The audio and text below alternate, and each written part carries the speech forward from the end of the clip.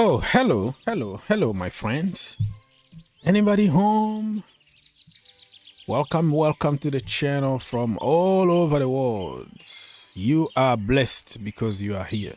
Say amen. Amen. You are blessed. We are blessed to be here. Thank you so much for watching. And please don't forget to like, subscribe, and share. It's going to help more people to join us. Just take 1 second to do it. Give me likes and let's get to the first goal is to get 100 likes. So the more likes we get, the more people will join us, and the more kid we're going to help today. So we are here to talk about football, but also football is life, and life just means helping each other. And we have the kid in Ukraine who need schools because all their schools been destroyed, burned to ground. So no politics here. We're trying to raise some money. I already gave some of my money in the charity. The link is in the description down below. You click there, you're gonna find John Terry, Peter Cech, you know, all the legend Zinchenko, and you give them directly, okay? If you wanna offer a cup of coffee or whatever, click there straight to their account. No problem. You don't have money? No problem. Also, you can support the cause one way or another, right? No problem.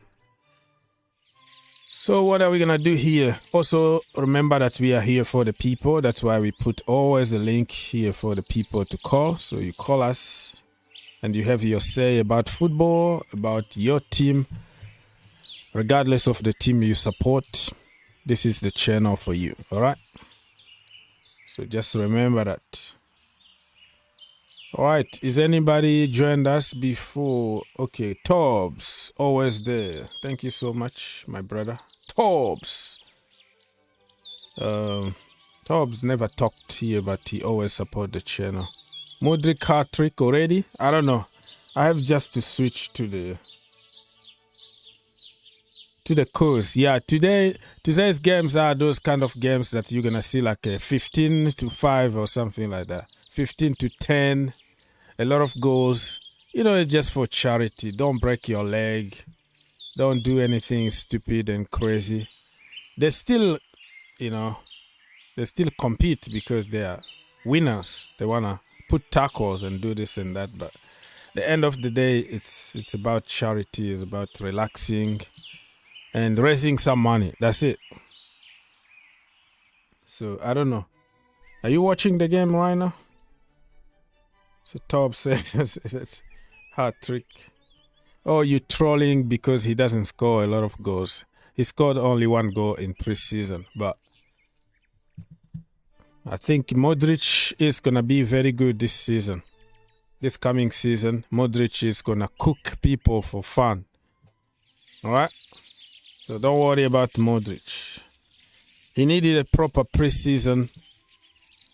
Now he got a proper preseason. Now needs to be coached and also given a run of games. I don't like the fact that you play him 1 game, 30 minutes, 20 minutes here and there. This guy needs like run of games. He's very fit, you know. He doesn't get injured often. So allow him to make those mistakes. The timing for him is horrible. You know, the time of his runs, the time of his like passing the ball. You know, instead of passing, he will take another extra dribble and all that. So all those little things are gonna be fine with training, with more playing time. So we have to give him a chance. We have to give him playing time this season. Mr. Mikhailo Modric. So, yeah, that's it. We're going to be talking football, and we're going to keep our heart and an eye open on what is happening at Stamford Bridge today for the charity game. And if you want to help the kid, you want to send a cup of coffee or whatever, the link is in the title. You see the title at the end of the title. On this stream, you will see the link there. Or in the description in this in the stream, you see the little box that gives you some, that describes something. You will see the first thing there is the link, so you can connect directly to Stamford Bridge right now and help the kid with some coffee, some pen, some pencil, some drawing stuff you want to buy. That for the kid, it's all good. You don't have money, it's okay. That maybe next time, okay? Because the cause is going to continue and people always need help somewhere, so don't worry about it. Okay, my brother Tob said that Mudrik hat trick, and get in the comment, man. Let's send your questions because I'm looking for your questions here so we can keep the conversation going.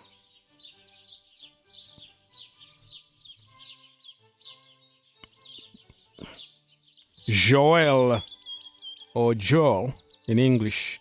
Joel sounds more like French. Joel TV said that good evening. Good evening, sir, Mr. Joel. Or Joel. Or Joel. What would be your front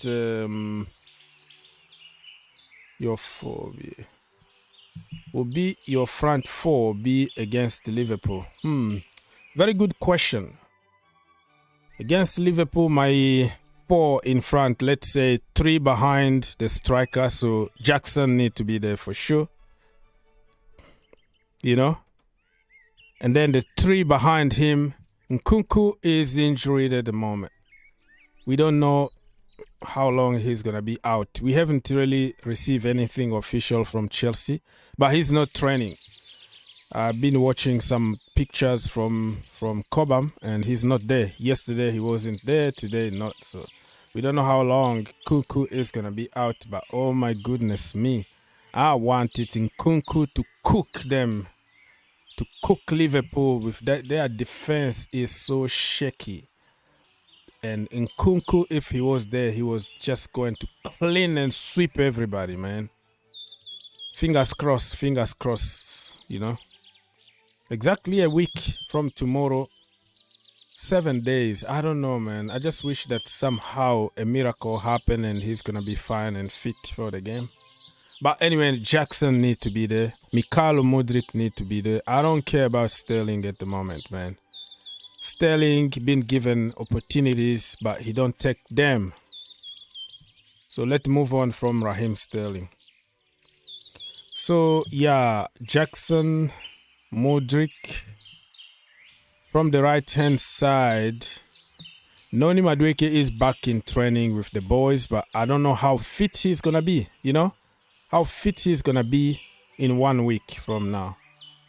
And I've seen Mauricio Pochettino given a chance to somebody like Jan Madsen. Out of position, of course, but doing good.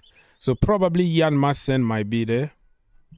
So that 3, one more in that front 4 that you just said. It looks like we're not going to have any choice but to use Raheem Sterling one way or another. Probably use him from Nkunku position and see how it goes. On his day, Raheem Sterling can produce something. You know what I mean? So, yeah, good question, but I haven't really thought, closely. Depend on injuries, depending on what we got in hand. Noni Madueke coming from an injury. Nkunku out. Or even if he comes back, he hasn't trained for days now, and I don't know if he's going to start. So we might be forced to use Raheem Sterling just behind the striker and see how it goes. And then use Jan Madsen from the right-hand side because Noni Madueke is not going to be 100% fit. Probably the second half, you put Noni when everybody is tired and he's going to just play and toy with Van Dijk and all the defense, So, yeah, it could be my 4 there. Jackson, Mikhailo Mudryk, Jan Madsen, and Raheem Sterling. So, Raheem, if you don't take your chance in the first half, you are out and we're going to adjust the situation. Madsen can play from the middle as a number 10. We can put Diego Moreira or Angelo Gabriel from the right-hand side. We have options, you know. Just now it's a little bit confused because we don't know really who's going to be there. So, yeah. That is going to be it, my friends. So, get in the comment section, ask your questions so we can keep this conversation going. All right, we have questions here from people. Don't forget that you can call us for free. The link being provided and pinned somewhere in the, on top of the chat. You see that link there, this one. Bam! You click on that link, you call us right now, and we're gonna put you through. Okay.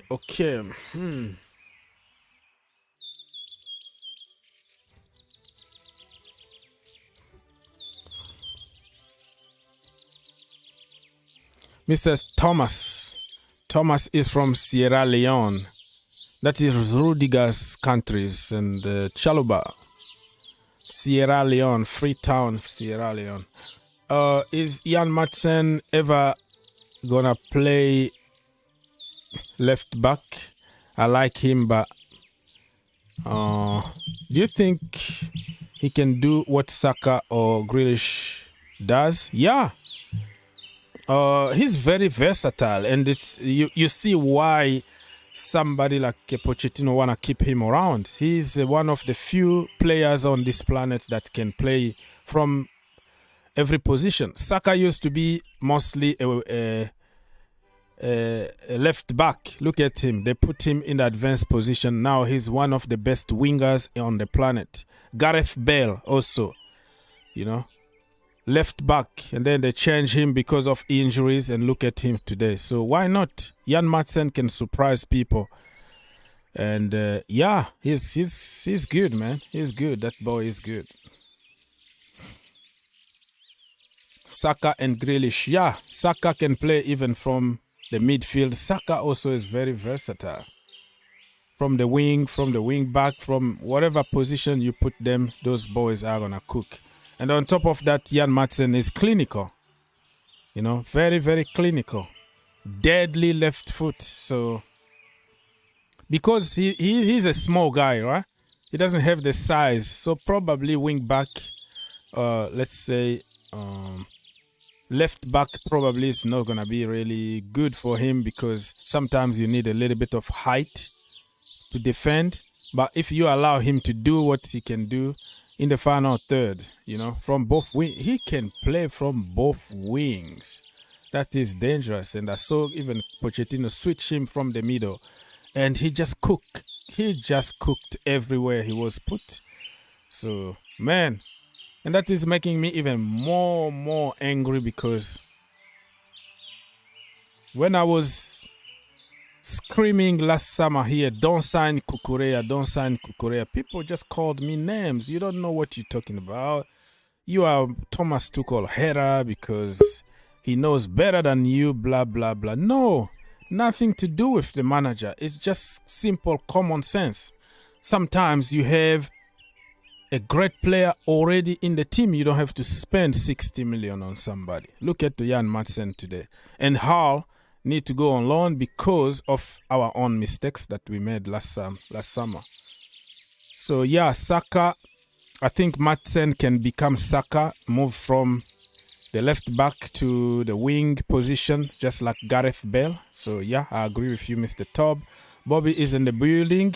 Hey Bobby, let me just finish reading some of the comment very quickly here, and I will give you the floor. Let me see.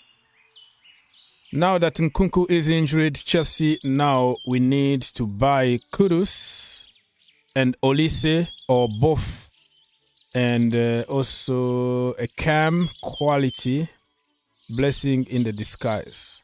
Well, I don't think somebody injuries is going to be a blessing in the disguise, but I know what you mean. I know the analogy you're trying to make here. Not always fun to see somebody injured, because you're going to also spend money on other people. So it's not a good thing for the club to spend another 40 million on Disasi, because Fofana is out. If Fofana wasn't out and But Yashil was not out. Probably by now we were going to get Moises Caicedo already because the money is there. But because of injuries and problems we have to allocate other funds to other area, and that is a big stretch for the club and financial fair play, and that's why we're gonna miss and sacrifice other positions. So I don't think somebody injuries is gonna be like a blessing for so we can get such and such. I think it's just an unfortunate situation for the club. All right, I'm going to Bobby. Smokey, you are in the building. Hey, Ogs. Yes, sir. I'm watching a game here, and I'm really wondering what it's about. What's the point? I mean, the Ukraine game? Yeah, what, we're still raising money for Ukraine? I don't get it. Do they need more money? Yes. Maybe it's a bit insensitive of me, but... they need more money because the countries, they can't produce anything now. Everything is blocked and they need money. So that today's game is nothing to do with politics. Today's game is about the kid. So many schools were destroyed, like completely on the ground. So this cause at Stamford Bridge has nothing to go and buy guns and fight against whatever. This game is... rebuild the schools. Huh? Money to rebuild the schools and things like that. And the kids, so many kids being separated from their parents and living in the horrible conditions. So for me, I'm not going to even talk about politics. I'm going to talk about those poor kids who didn't ask anything and who don't deserve to live that life that they are living right now, So that is the cause that I'm supporting now. Anything politics, not me. Yeah. So we're talking about injured players. Well, Olise himself is injured, so he's not going to be back till September thereabouts. Just like Tyler Adams. So Chelsea, the history of Chelsea being often buying injury players. Just the way we bought Barkley and Danny Drinkwater and Emerson Palmieri and Tony Rudiger. We have a history of buying players who are already injured. Some of them worked pretty good at the end. Like Chile, we bought him even with injuries. But many of them just issues. Yeah. Kudus is injured as well. So yeah, Kudus is injured again. So we're going to have to wait like for a month before if we sign them. I don't know. So do you think, Bobby, that we made a mistake by not going for Matheus França from Brazil, and we keep on, we're trying to push for Olise now? Do you think we're going to regret this, or you think Olise is one of us from the academy, Premier League proven, and then he's going to be beneficial now, and França is going to be for the future? What is your position on this one? I would say what you've said. The only concern I have with Olise is, let's see how his operation has gone. Will that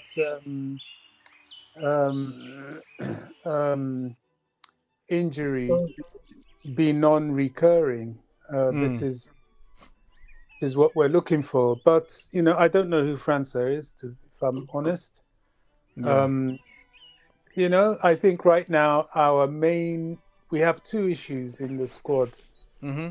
Apart from Olise, who either he or Kudus, I don't know how close we are to getting that done, if we're getting that done. I was on a space where I argued quite bitterly with somebody about this whole Caicedo thing.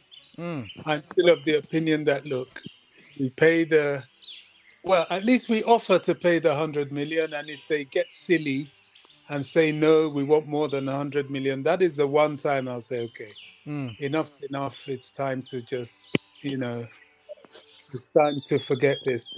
And if somebody else comes and pays whatever it is they want, fine. But I think we would have done more than enough if we offer 100. But that's aside, because that is an overvalue for sure. It's totally overvalued. But that aside... Yeah, Mr. Hassan, I'm going to come to you. Let Bobby finish and we're going to put you through, okay? I'm not No neglecting problem. you. It's just like we have to No, it's okay. respect. I understand you. This All is right. not my first time. Sorry. Yeah. Good. That aside, but him and of course this Lukaku situation, which is looking less and less likely by the day. I can't see how we can do a Vlahovic deal when, one, they're asking for too much money, and two, even he has his injury issues. Yeah. The money they're asking for Vlahovic plus Lukaku is just silly, really. 40 million. I mean, what are they saying? That's just daft. So I don't know how that's going to turn out. Whether the Saudis are going to come and save us from this guy. But he doesn't want to go there, though. The problem is Lukaku don't want to go there, and there's nothing we can do about it. So let's wait and see what's going to happen. Hassan, say hi to people, introduce yourself, and we're going to start going back and forth. Hi, everybody. I am Al Hassan, and my case is about this Caicedo thing. For how many? I think it's more than 1 month. 1 month now, and we everybody know that we desperately need Caicedo in that position. Before the fans will be turning into this new manager again, and I know this Chelsea fans. Some of us are so toxic, we don't have patience. It's better, for the. I am very much. I think they will go. They will do whatever it is to bring this Caicedo, but it is getting so long. Since when Chelsea have been pursuing him, I think been long time. Long time, and they knew that Brighton is I don't want to use a negative word against Brighton team, but they know that they will do everything possible. They don't want to sell him to Chelsea. Even Chelsea is still pushing, but they will want to get 100 million. That is obvious. That is by force. They will want to get this 100 million. So before beating about the bush, Chelsea should have just gave them this money. I know it is not easy just to whatever club asks just to give it, but every club knows Chelsea about this now. They don't want to go easy about with us, because they know that we are used to look how. So we how are many we here living under like Chelsea tax, where we go look for a player, they add like 30 million already on top. So. Yeah. If they sell between themselves, if they sell to another lower club, it's gonna be easy, busy, cheap, and then they shake hands. Exactly. But when it comes to Chelsea, they are going to add. They're gonna double the price. So you can. This baffle me, bro. This baffle some. If you see some of my comments among all these Chelsea YouTubers, this is only my concern. All these teams knows that they don't go easy on Chelsea, because they know Chelsea already. So before beating about the bush, they should have just give Brighton about this 100 million or 95 plus whatsoever add-ons, and take Brighton, this guy so long. And about Lukaku, what this man was saying right now, Bobby was saying right now about Lukaku. Lukaku is just like Lukaku valuation is going down like every single nobody hour. Really was. Nobody wants to pay even 20 million on him. Yeah. So and because Lukaku has damaged everything, every relationship with everywhere. And bro, sometimes.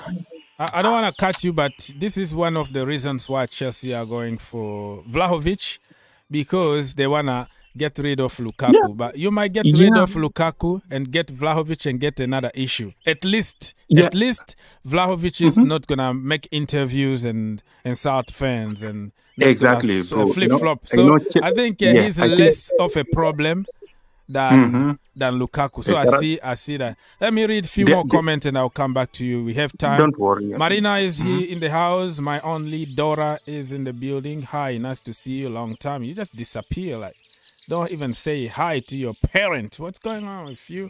Nice to see you back. And let me read a few more comments very quickly. Tob was suggesting something early on. What he said, Tob said actually that Nicholas Jackson is a breath of fresh air. Even our class centre backs, Thiago Silva and Colwill, can create an attack through balls. Yeah, they can start an attack from the defense. I have to agree with you. And Mr. People's Republic said that you, Dr. Oaks, you promised us that you were done with shopping in Brighton, but you just sent 25 million on the leftover. Okay, so he's talking literally about Robert Sanchez. But listen, one man junk could be another man treasure. Okay, so he's junk. He can be junk in your system, but he can be very, very useful in another one. That it is. Ask women will tell you. You abandon a chick today and then tomorrow you start being jealous because it's just another man got a treasure right there and she's different. So, yeah, I'm not going to call Robert like leftover because he was the number one and the manager came and completely changed everything. And they had some issues, a bust up in the back room, stuff like that. And he prefers somebody else. You know, it doesn't mean necessarily that you are bad, but it's just like when Luis Scolari came to Chelsea and he benched Drogba immediately. Drogba was on the bench and everybody was asking, what are you doing? This is Drogba we're talking about here. This is the king, you know? And AVB came and then Drogba on the bench and you put Sturridge.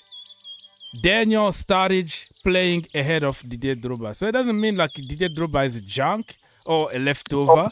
It's still the king, but depend on the preference from the manager. So I'm not going to allow you to disrespect my brother, Robert Sanchez here. No, you're not allowed to do that, bro. Anyways, let me see. Okay, so Top said that buy Kudus and Olise, forget about Vlahovic. I respect your opinion. About this Vlahovic thing, Chelsea are desperate. Chelsea want to get rid of Lukaku, and there's no way. This is the only chance to take Lukaku. Get Lukaku out Juventus, and then deal with another issue, another problem. And we just need to pray. We just need to pray for Juventus to just accept, please. Whatever money these people are asking, let them just give on top of Lukaku and give Lukaku again. Lukaku is just. It's just another thing. Lukaku is definitely toxic. He is my brother. I don't want to bring any race about this. I was supporting Lukaku, but definitely I am fed up. I'm fed up with him. The brother don't keep his mouth on. The brother keep on writing on social medias and all this stuff. Blah. And He talks a lot, is just, his valuation is down. We will not even have 15 million euro for this. Let us just beg Juventus to pay for them or 30 million or whatever, 20 million or 40 million and give them Lukaku and just say bye. Lukaku is receiving 300 plus every week. 300 plus, and the brother don't want to play for Chelsea anymore. He has damaged all this relationship with Chelsea, with Inter, and I don't know with anywhere again. And he don't want to go to Saudi Arabia, and we cannot force him. We cannot force him to go there. So the only left now is let us just pray for Juventus to just, or we give Juventus this money and Vlahovic to come. Even Vlahovic come, he don't perform much. Okay, this I don't think. Okay, so we're gonna come back to the Vlahovic thing, but all I can say is, I am only afraid about his injuries because he got some kind of chronic pain on his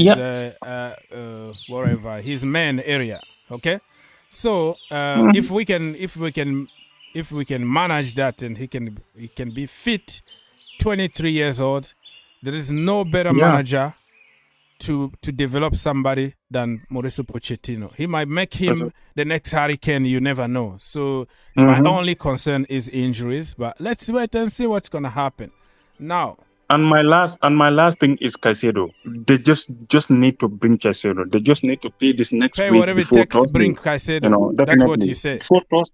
Before Thursday, they just need to pay this and just bring it. Before buying this, every week we are seeing, or every 3 days we are hearing Chelsea buy this, and our main target is there. And Pochettino also is just yearning for this. He just don't want to mention it on the social media, but he is desperately want this Caicedo.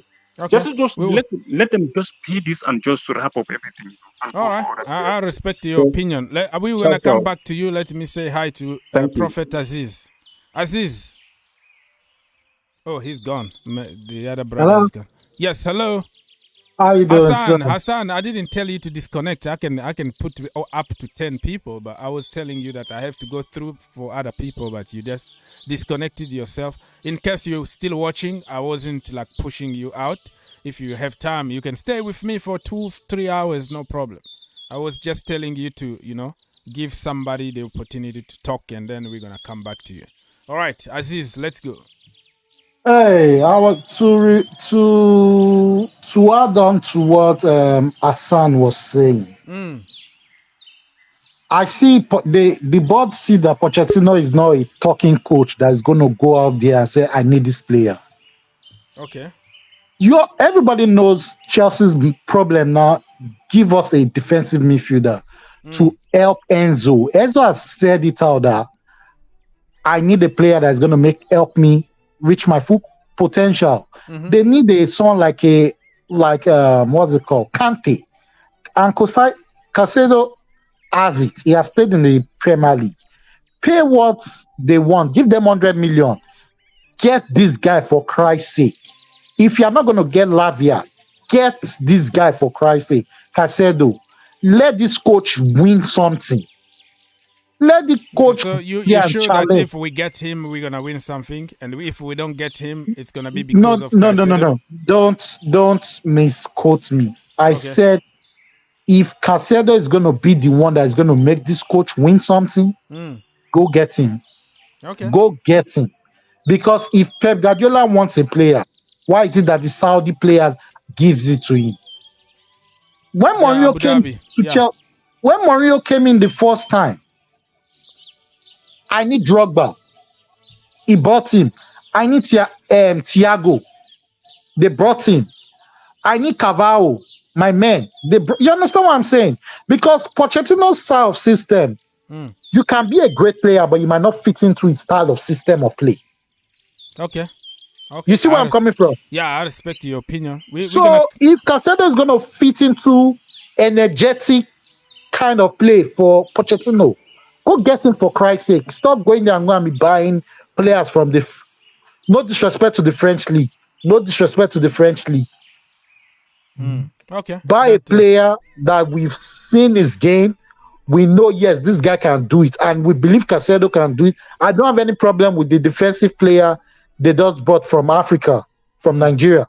I have never seen him play, but I don't have any problem. If he's going to play well for Chelsea, fine, but go get Caicedo. Okay, we're gonna come back to you, brother. We're gonna come back to you. Let me say hi to Skylar, Manchester United. Mason Mount being destroyed online with Andre Onana made another howler, like a half line goal. So yeah, what is your opinion, bro? You won 3-1, but it's crazy on social media right now. People wanna kill Mason Mount and Onana, yeah, it's just banter, but most of the people are getting on Mount.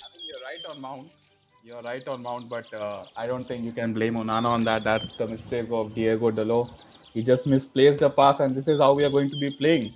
We want our defenders to be on the half line and the goalkeeper to be on the edge of his box to act as almost like a centre back at times. So it's not his fault. He got chipped. Dalot's, he had a very bad pass and he got chipped. But with Mason Mount, I think he has played like 4 games now, yet to contribute with a goal or an assist. I told you before also, I didn't want Mason Mount. If you asked or did a poll about with United fans, 99%, 95% wouldn't want Mason Mount because we just don't see like what is his position, what is his role. But as I said, like this is on Ten Hag. You have spent 55 million on this guy and he's yet to contribute. Today he missed an absolute open goal. And another goal, another chance, another half chance as well. So I just don't see. And also he's disbalancing our midfield because when we play Casemiro, Mount and Bruno, Casemiro has to do a lot of defensive work because Mount and Bruno, they almost play similarly. So that's why, it's a very weird signing. We don't understand what the manager is trying to do, but you just have to trust him because what I'm seeing is that when we get Amrabat, I think Mount is going to hold the bench. I just can't see him playing long term in this midfield because we are very, very, very vulnerable to the counter-attack right now. Like if you guys say if you're playing United, if you pinch the ball in the midfield, that's it. I mean, it's very disbalanced in our midfield. So, yeah, man, this is on Ten Hag. Obviously, today that Hoyland It's a guy, friendly, bro. It's a friendly. People need to give him a break. It's a friendly. When the yeah, it real is a thing, friendly. The results don't matter. I'm not worried about the results, but the football. This is where you have to implement your style. You know, if you see how Chelsea are playing right now, and how you were playing like I don't know 6 weeks back, you can see what Pochettino is trying. But I don't see much change in United's style of play. You know, so I'll give the manager time. I'm just specifically talking about Mason Mount. Obviously, we bought a striker and he got unveiled today. And when he comes in, there will be some changes there. So you can't really blame too much. But I'm just specifically talking about Mason Mount. I'm not really sure what his role is going to be in the United team in the future. So let's see. yeah. So yeah, Mr. Machoka here said that Mason Mount is becoming slowly the new Romelu Lukaku. Ha ha ha. So it's oh man, I don't know. And the most of the people who are criticizing him online are Chelsea fans because they want him to fail so they can say that I told you so. But I still believe in Mount. I still believe that he's gonna prove people wrong, you know. And just watch out when the regular season starts, he's gonna show people what he can do. And people, I wanted to remind everybody that we are here collecting some money. I already sent my $1,000 directly. The link is in the description down below. You open there, you're going to find Zinchenko talking to you, all that, and then you give your donation, $1, $2, whatever. Help the kid. No politics today. We're talking about the kid. All their schools been destroyed. They don't have school stuff. So if you have a cup of coffee to help those kids, please do it directly. The link is in the title or in the description down below. Click that, go there. You don't have to buy coffee today. Just give that cup of coffee to those kids. Thank you so much. Appreciate it. Mark. Yes, sir. Let's go. Well, I would say that whatever they are doing for Ukraine is in the right direction. I really appreciate what the whole football world is doing and also supporting that beautiful country. Ukraine has something at the back of my heart, and it's a country. Used to live there, right? Yeah, I lived there for 2 years, 2 different cities. Back in the day where when a black guy is on the street and everybody come to take a picture. That 20 years back, or let's say 22 years back, young guy, I came to the United States. They threw me there to take some college, courses over there. It's a nice country, and it's a very peaceful place. And I really don't like what is going on right now. Like some of the cities I live, Donetsk region, some of these places is really destroyed. And when I see that on TV, it breaks my heart a lot. So I hope the world will come to peaceful terms with one another. We are all one people, and I guess we have to live in harmony with each and everyone. Also, I will talk about Caicedo. We are still not hearing "Here we go," and I guess it's becoming obvious that Caicedo might not join Chelsea. If something happens within next week, I'll be really, really happy. But as it stands right now, there is no sign showing that Caicedo will be joining Chelsea. So right now, I would like to psych each and every Chelsea fan that we all have to just forget about this, though, for the time being. And also, probably we're waiting for September the 1st of September, 11:30 UK time. Fabrizio Romano live on his YouTube channel. Here we go. Remember what happened to this Enzo Fernandez deal? It was the same way, right? It's gonna happen. No, Chelsea pull out the negotiation, and then they went back again, and then again, and then. So yeah, you never know. You never know. Never say never. Nobody knows. So as I was saying, right now everybody should just relax. Poch is a coach who brings something from nowhere to make it something. And I don't think he's very laid back about the situation he has at hand right now. And if you look at our team, honestly, the off-season games that I watch, the problem has nothing to do with the midfield. To me, the midfield was okay. Maybe when you talk of the defense, you might say that, oh, we still have to work something around the defense due to some of the injuries we normally have. But looking at the guys playing the last time, it seems our midfield was okay. So I don't know why people are so afraid that we still have some problem with the DM. Well, the problem is the preseason is the preseason. The season is a season where you have to face Haaland, you have to face Mo Salah and people like that, and they're gonna destroy your midfield in one pass, and then they break all the lines. So they are looking for a professional who does the job for breaking those attacks. You know, even that we have Santos, who has proven to be somebody who is ready for the Premier League. We also have Ugochukwu from France, who just signed for the club. We have Axel Disasi. He is a defender, but if I was Poch, I would use this guy because he looks more like a utility player. Players like that, you assign him a role, you talk to him, he might even end up liking the DM position, but they've not tried it, and people are so worried that this might affect Chelsea Football Club. Honestly, I don't see how it's going to affect us in a way. We all have to hope for the better because as it stands right now, I see that Brighton is not willing to listen to the offers. And also, we've not heard from them as to whether they are going to put 100 million on him or 120 or 200. Nobody knows. And they are not talking. All we hear is Chelsea went for a second bid. It has been rejected. And I have to tell Caicedo something and people who are around him. When opportunity comes like that, you really have to make sure you grab it before it's too late. The Caicedo we saw last season, we don't know the Caicedo that we will see this season. So let's say that this season he comes in and everything goes down the drain. Now his price tag is going to depreciate. And instead of him joining one of the elite teams, he's going to end up in Fulham and all those teams. So if he has to do something and force his way out of Brighton, he has to do it as soon as possible. Other than that, it will be too late for him to say, hey, I want to join one of these big clubs. Because Chelsea coming to you, you are going to be part of the team. You are going to be part of a winning team. And you are most likely... The problem is it doesn't depend on him only. The contract that they just signed in February just kind of killed him.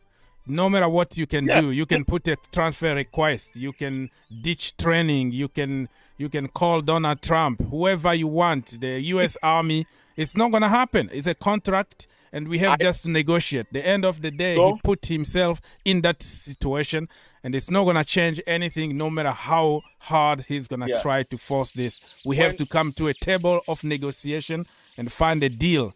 But if you force it, it's not going to happen. Look at Harry Kane. How many years that brother been trying to get out of the jail? No, you sign a paper, it's over. They just tricked him, you know. They baited him. He took the bait, and now they are in 100% power. So forget about Caicedo need to do something. Nothing that he can do now that will change anything if Brighton don't want to sell him. That is... It reminds me of when I was back in Ukraine in Donetsk. Agahoa was then Nigerian international. He was there. Yaya Toure was also there, and there was this Brazilian player called Brandao. So when you meet them in the club, they talk a lot about their experiences. And there was this guy who signed a contract in Russia, and he didn't even know that the contract is going to last for 150 years. Just imagine, because he didn't know anything about Russian language. He didn't have any translator, and he just went ahead and signed the contract. So it tells all the players that sometimes if they offer you a contract, you need to have a lawyer. You need to have somebody who will go through everything before you sign the contract. If there were some clauses in this contract, he would have forced his way out of the contract. But now it seems he's becoming like a slave to whatever he has put pen to, and it's rather unfortunate. So we are all hoping for the best for this young man, and it will be so bad that he will end up becoming one of the, flops in the English Premiership. All right. We're going to come back to you. Marina, you're talking about there are some new update. What update you talking about, baby girl? Tell us what update. I can't find any update. From who? From, I don't know, Deivid Washington or anything. Anybody that got the news for us or something you can update. But so far, still looking for update. Nothing. Oh, exclusive. Brighton reached an agreement in principle with Ajax to buy Mohamed Kudus. 40 million for 40 million. 23 years old Ghana international close to an agreement for personal terms. Deal not fully done, but key Deserby target. Plus, he will be a Brighton record signing. So Brighton are going for Kudus.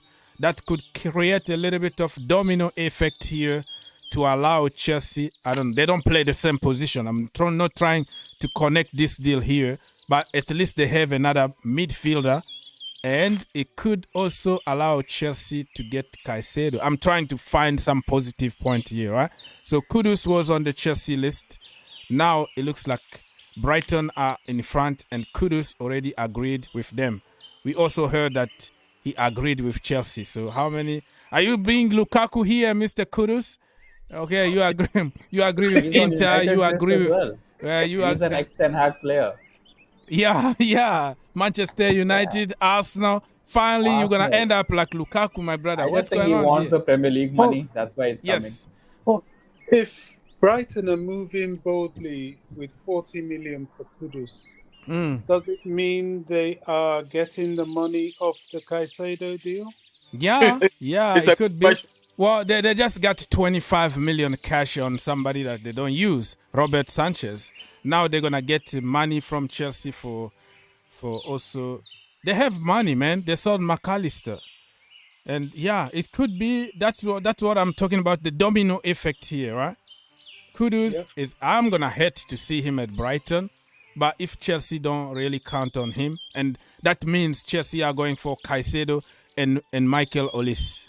That's the way I see it, Yeah, I mean, if they get money, even if they get 90 million for Caicedo, that is enough for them to make these sort of purchases. I'm just trying to bring some positivity to everything because it's a bold move for them to be spending their record 44 million on a player. And they must have that money from somewhere. Yeah. And the biggest place they'll have for a purse is the sale of Moises Caicedo. Yeah, wow, this is a domino, people. Expect more news to follow from this. It's going to take one thing, and then it's going to cause other things. So this is going to be a domino effect here. But, man, I think Kudu deserves better than Brighton. What's going on? He's not having, or he doesn't want to go and be on the bench at Arsenal? He's not said yes yet, has he? And he's injured himself. So, I don't know. Agreeing in principle and agreement between clubs and personal terms with the players are two very different things. I don't know how long his injury is for. It may not be the sort of surgery that Olise required. But I think he was hurt quite badly in the last game for Ajax. So he's in the friendly. Yeah, he was hurt, and he has a very bad injury record. I'm trying not to see it. Try to turn my blind eye so I don't see it, so we can sign him. But if you look at it like closely, you will see that I don't know, domino effect. Something is gonna happen, man. Yeah, go on. Using Tariq Lamptey, the coach is using Tariq Lamptey to lure Kudus to Brighton. So Tariq is going to Ajax? No. I'm saying that Tariq is Ghanaian international. Oh yeah, he's Ghana. Yeah, he's from Ghana. Have talks, but I'll be surprised if Kudus joined Brighton because I was expecting him to take an offer from Dortmund, which one he rejected. The way I see it also is like he's still young, 23 years old. He's thinking himself, listen, let me go to the Premier League for more visibility. When I go there and start destroying everybody for fun, they're going to buy me. And then Brighton are going to get 100 million. And now he's on 40 million. Nobody cares. Yeah, Skylar, you wanted to say something? I mean, the coach of Ghana is an ex-Brighton manager, Chris Hughton. So I think that could be yeah. Also, yeah, they have a very good connection there. Yeah, that makes sense. Yeah, I mean, look, I mean, this guy just wants a Premier League move. I remember, like Arsenal, that was the first link from a Premier League club, like 2 months back, and I mean, I think that could be another possibility that he is also involved in the African Cup of Nations as well this year. So that could be a possibility. But I think your logic is right. I mean, Brighton will buy him for 40 million and sell him for 80. Next year. I mean, I think next year Mitoma will leave. I think that's the big signing to leave next year because they are selling Caicedo and good point. McAllister. Good point. So that's why they want to keep that conveyor belt of talent coming in for less money and selling them for double the price. So I think that's what they're operating on. Yeah, I know. Because I was watching a podcast, podcast / whatever it's called. It's called like High Performance or something. And I was watching like the CEO from Brighton there. I don't know if he's a CEO or whatever, director there. And it looks like everything is planned, that they know exactly that, hey, we're not going to be able to keep these guys around. So they're already looking for the next big thing. Who's going to replace? Even in the office and coaches stuff, they're always looking for the next one on the line. So I think Paul Barber, right? Yes, that guy. So they are very, very well organized. And he said, myself, I'm coming from different jobs where I had to leave because to achieve my dreams or to test myself somewhere. So I am the wrong person to tell people not to leave. You know, like if you want to leave, you leave. So, this Brighton and Kudus thing, it's a big deal. It's Ornstein saying it, Fabrizio saying it. The only thing they're waiting for is for the player himself to agree. But the clubs have agreed. Yeah, and according to Austin said that the Ghana international close to agreeing on personal terms. This is what he said about Chelsea also. Like the personal terms won't be a problem. They almost agreed. And he's using the same word here when it comes to Brighton. So I don't know, man. Listen, the end of the day, Chelsea are not gonna buy everybody under the planet. We have to accept the fact that some of them are not going to sign for us. We have to move on. And if we get Olise and we get Caicedo, and I think we should be fine. And who knows? Maybe Vlahovic coming for Lukaku. Something is gonna happen. Fingers crossed. Oh man. Yeah, so this is exclusive from Mr. David Austin, and Fabrizio Romano repeated because he's the biggest one in terms of social media. So he said after David Austin reported, Fabrizio Romano came out to say Brighton and Ajax have an agreement in principle for Mohamed Kudus. The deal between clubs in advance since July. Okay. Always been waiting for the player. So probably the player been waiting and see if Chelsea or Arsenal or another big club is going to come. And then now he's kind of desperate. Like, hey, those guys, they are not serious. So I have just to go to the press. Yeah, I think it was Brighton. I have to say this. There is no way Kudus will accept Brighton, because if he was able to reject Dortmund, it's likely like he might end up staying in Ajax until January, or maybe if Chelsea happens to go for him, he will, come to Chelsea. But if he is able to accept this deal, that means in a couple of days we might see Caicedo coming to Chelsea, because they might end up, using some of the money to go for Kudus and also try and get some DM to Brighton. So for now, it's very, dicey. I don't see Kudus accepting this deal.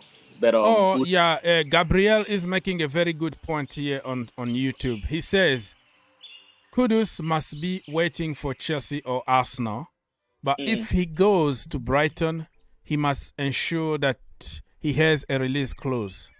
You know, so you don't get yourself in the situation where they tell you, listen, if we get an offer, we're going to sell you. No, put some numbers.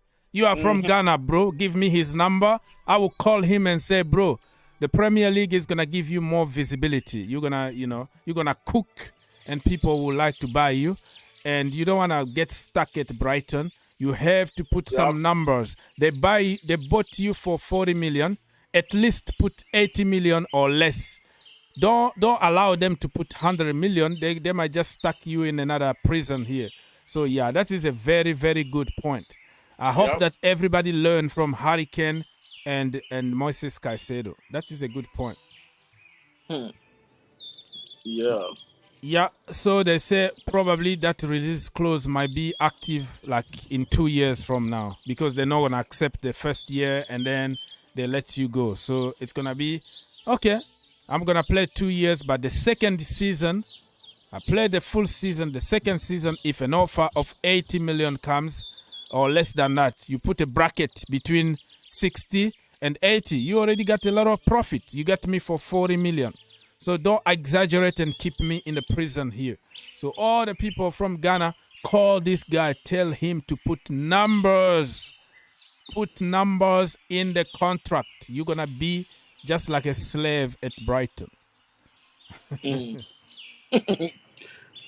mean, it's up to him to think twice and also be smart about the whole thing.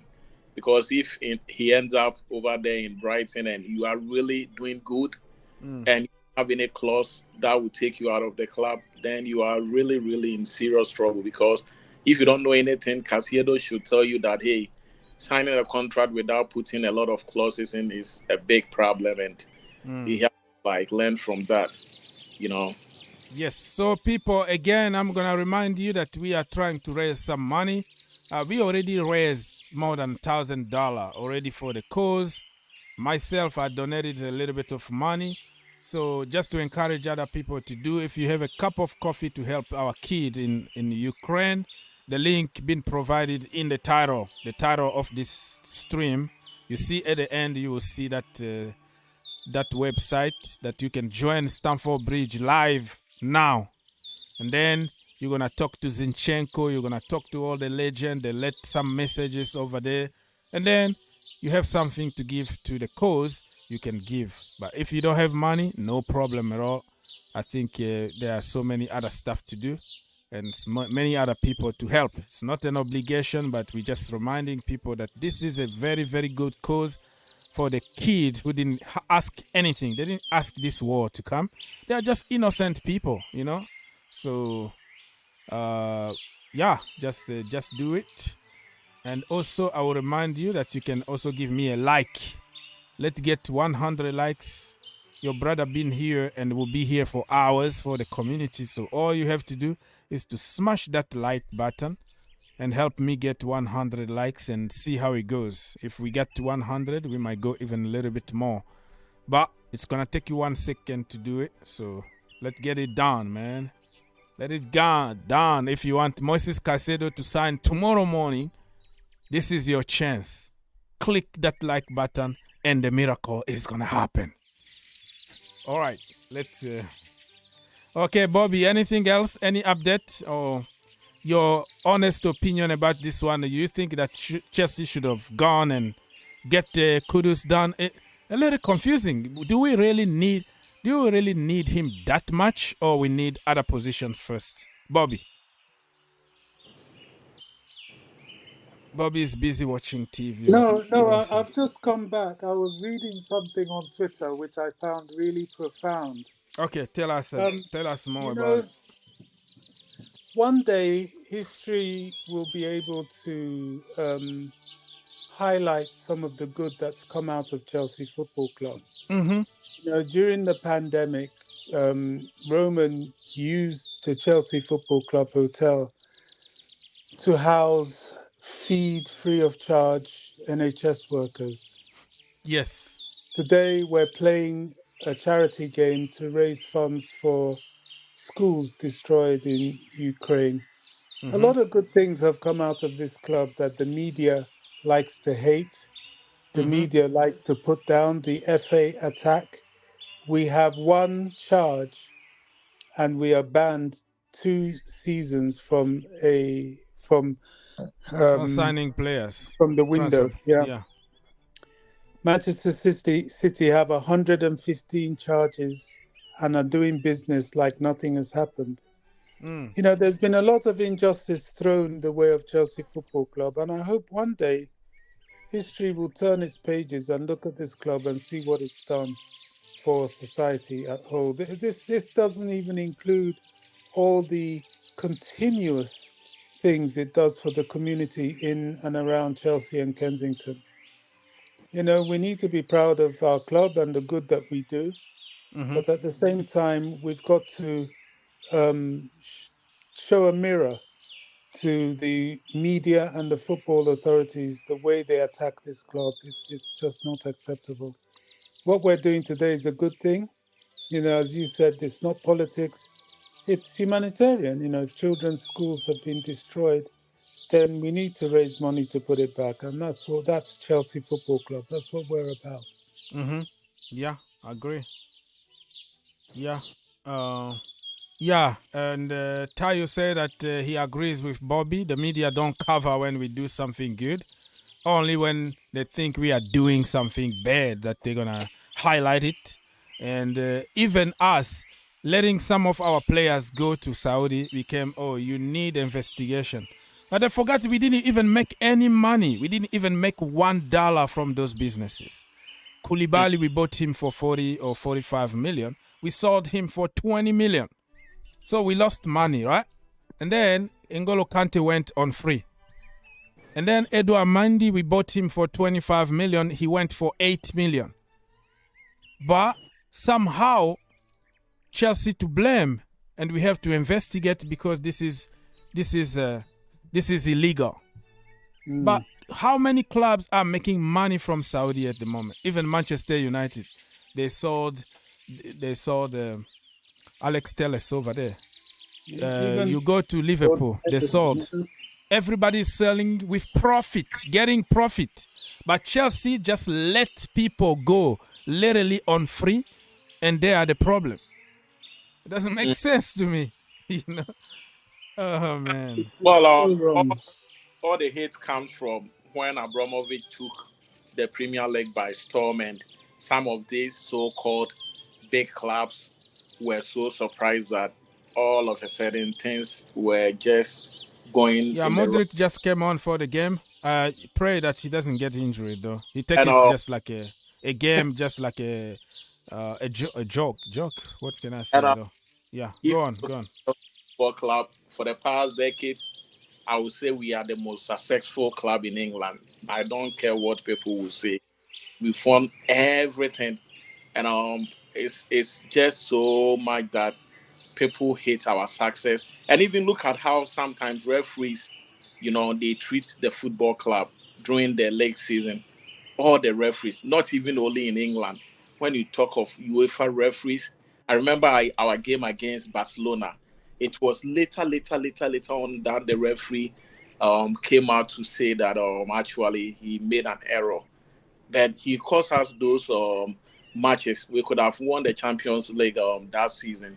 So I guess we have some form of hatred coming from some of our rivals, and some of these rival teams have top men at the top positions, and they use them to, like, you know, destroy. Look at the way Abramovich was asked to, you know, sell Chelsea Football Club.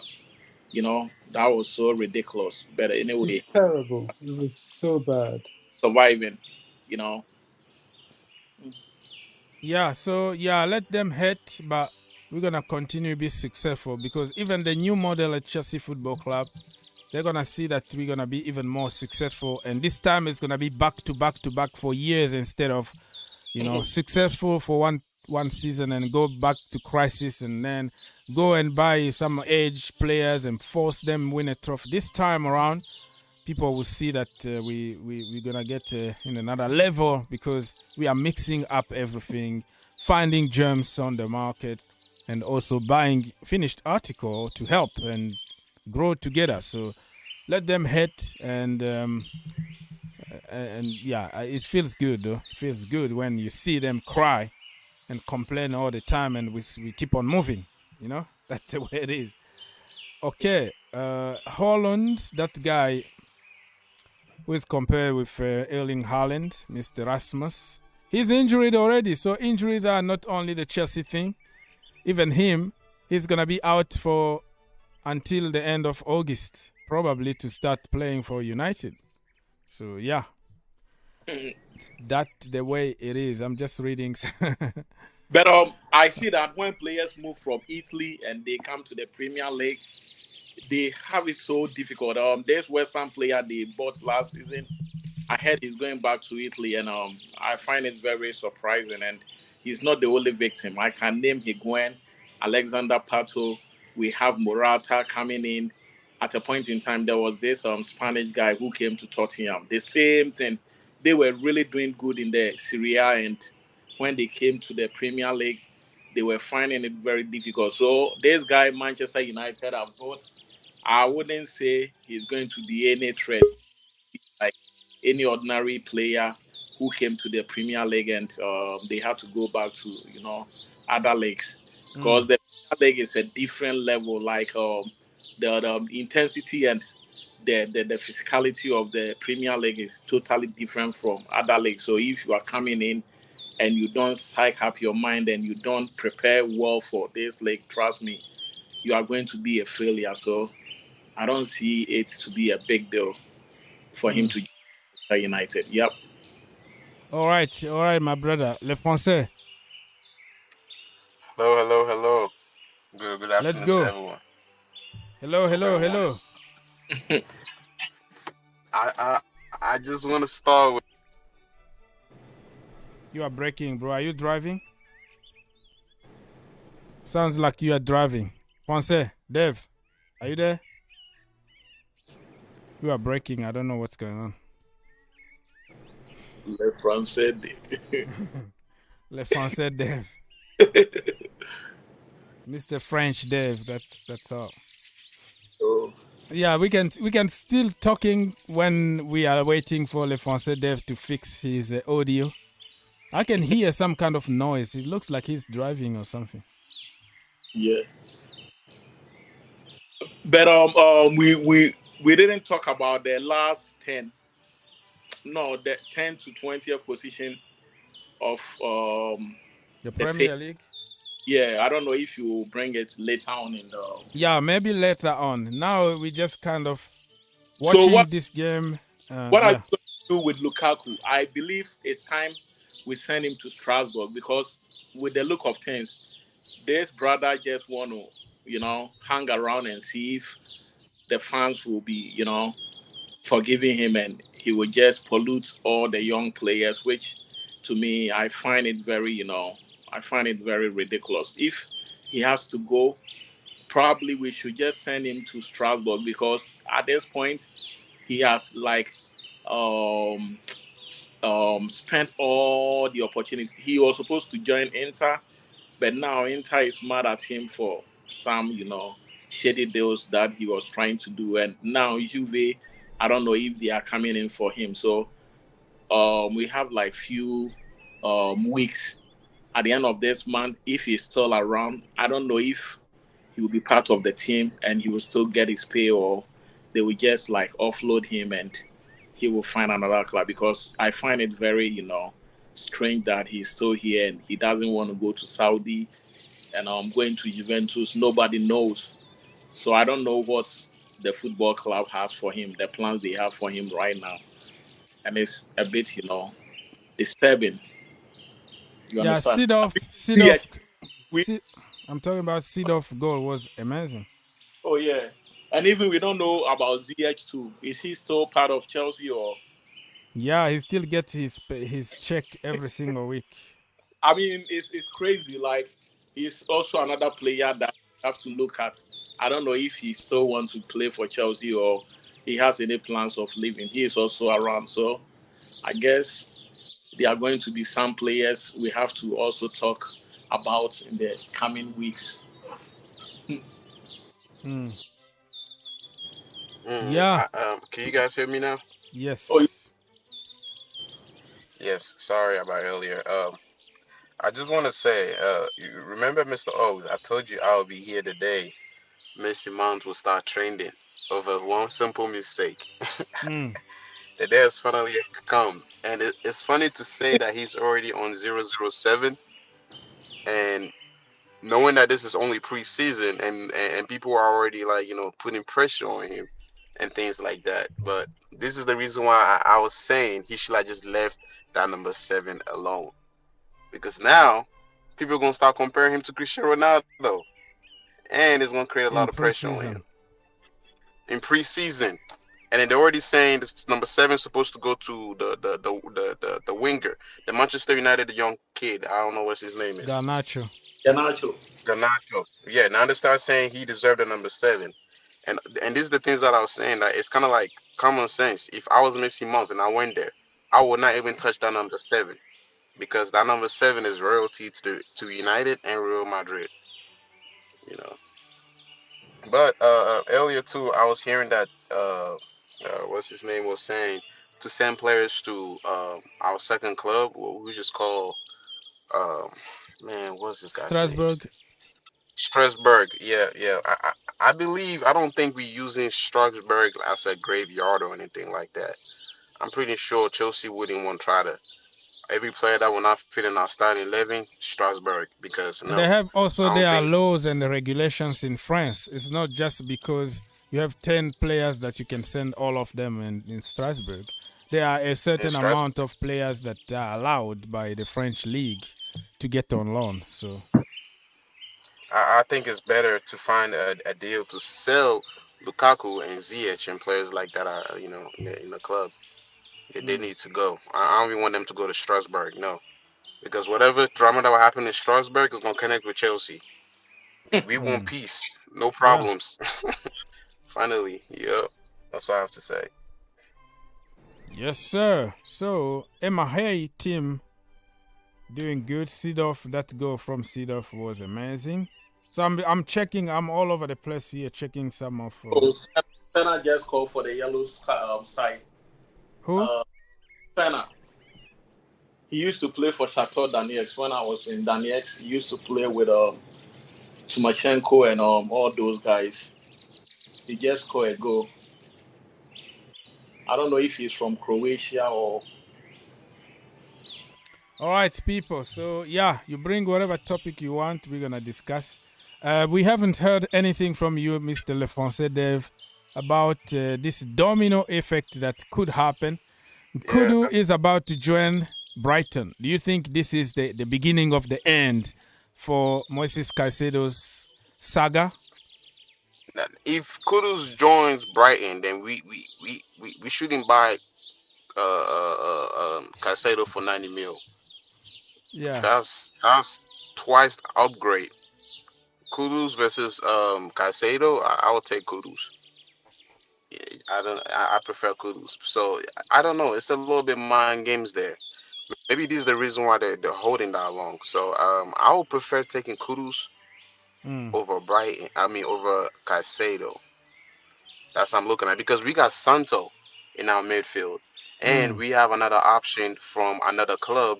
What's the name of that good midfielder? We was linked with a midfielder that could exactly match with our Enzo Fernandez.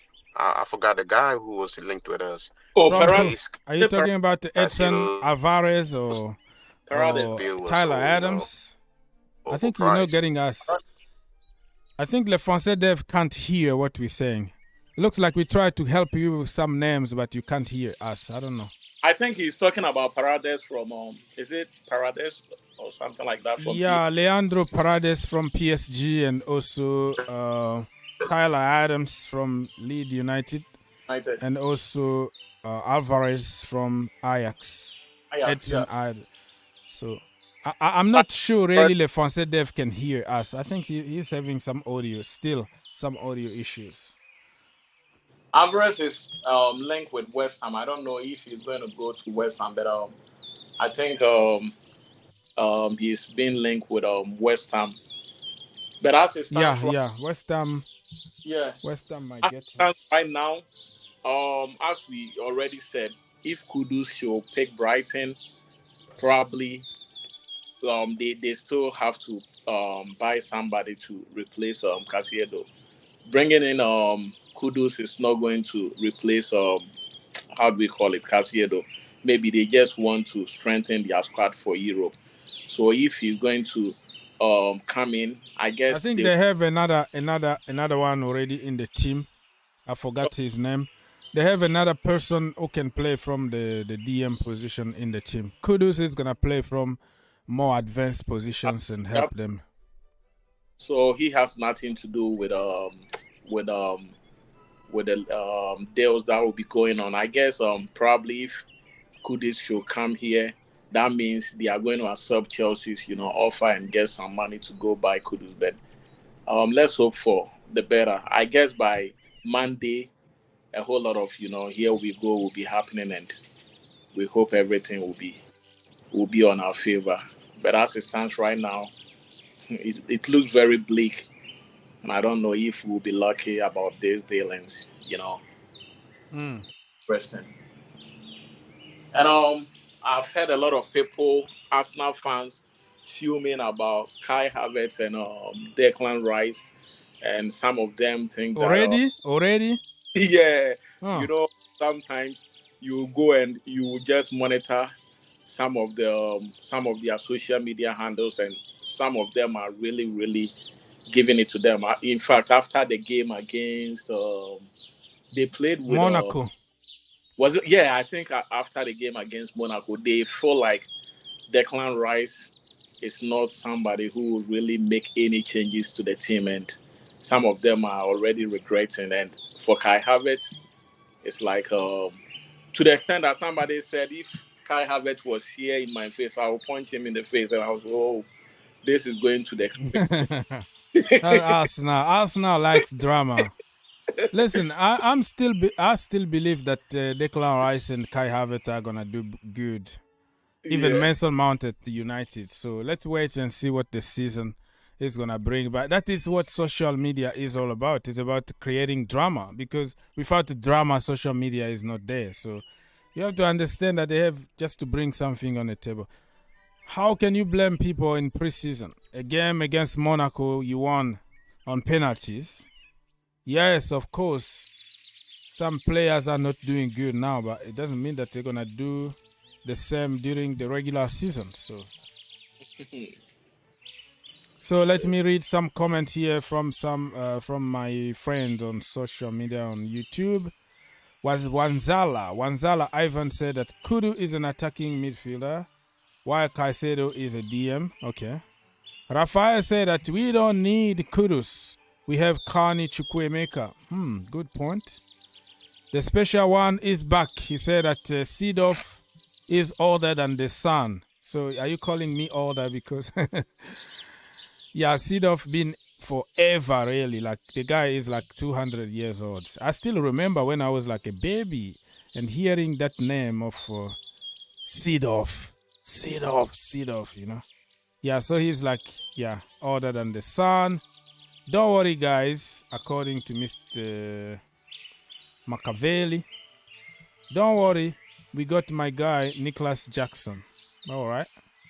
Nicholas Jackson can play as a DM too. All right. Should keep Chaluba and use him as a DM. Why spend 100 million on Moises Caicedo? And James also can play from the midfield. All right. Kudos to Brighton. Those are the comments that I didn't read early on. How old are you? 200 years old, my brother. I'm older than the sun, older than Donald Trump. All right. So 200 pill. Okay. So let's go and see if there is any update here from Fabrizio Romano. So PSG are trying to get Bernardo Silva. And Bernardo Silva, Manchester City told them, hands off. Hands off. We're not going to sell Silva to you. But I'm sure if Barcelona try to push for Silva, they might get him because of the connection between Manchester City and Barcelona. Pep Guardiola and Barcelona. You see, everything is like easy between the two clubs. They make it, they sell them cheap. Because remember, before even Pep Guardiola came to City, they bought the entire board from Barcelona to come to City and start organizing things. So it's always easy. They have a soft spot when it comes to players going there. Look at Gundogan. Gundogan went to Barcelona, and they have Eric Garcia. They sold them to Barcelona. Another guy, Torres.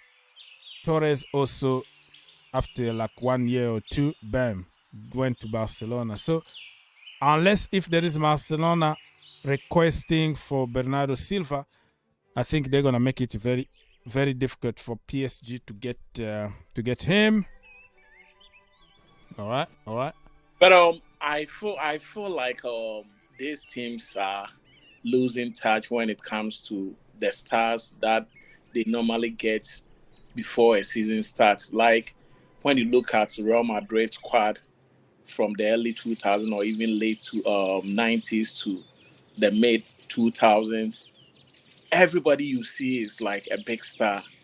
And watching the El Clasico was like phenomenal. If you go watch the El Clasico, you see a lot of players, coming or rocking shoulder with each other. But it's no more like before. If you look at Barcelona team, honestly, it looks very ordinary. It looks so ordinary. And looking at Real Madrid, the same thing applies there. So I guess they should start getting back their Ronaldinhos, the Lionel Messi's, the Gutinas, and all those big names. Because watching El Clasico, the last time I was watching El Clasico, I fell asleep, and I woke up and I realized that I think Barcelona have beaten Real Madrid. It was so boring, unlike before. Before, you see David Beckham, you see the Ronaldo, you see Cristiano Ronaldo, the old Ronaldo, you see a whole lot of big stars, Alonso, a whole lot of them. But now it looks like the Barcelona team and Real Madrid team is becoming so, normal, unlike before. So I guess getting Bernardo Silva there to Barcelona will be huge.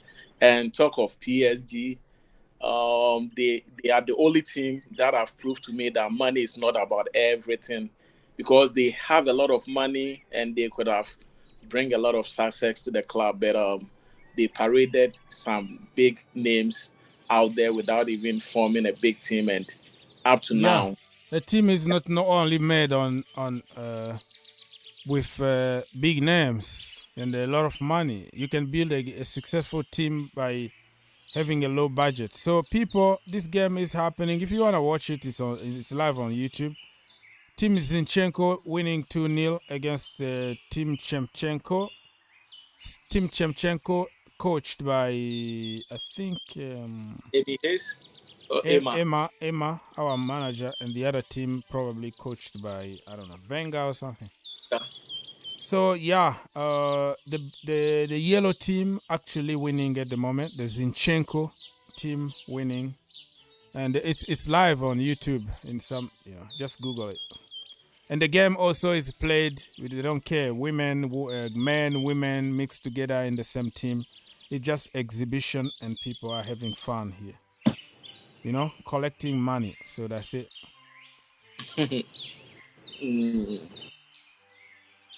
All right, people. All right.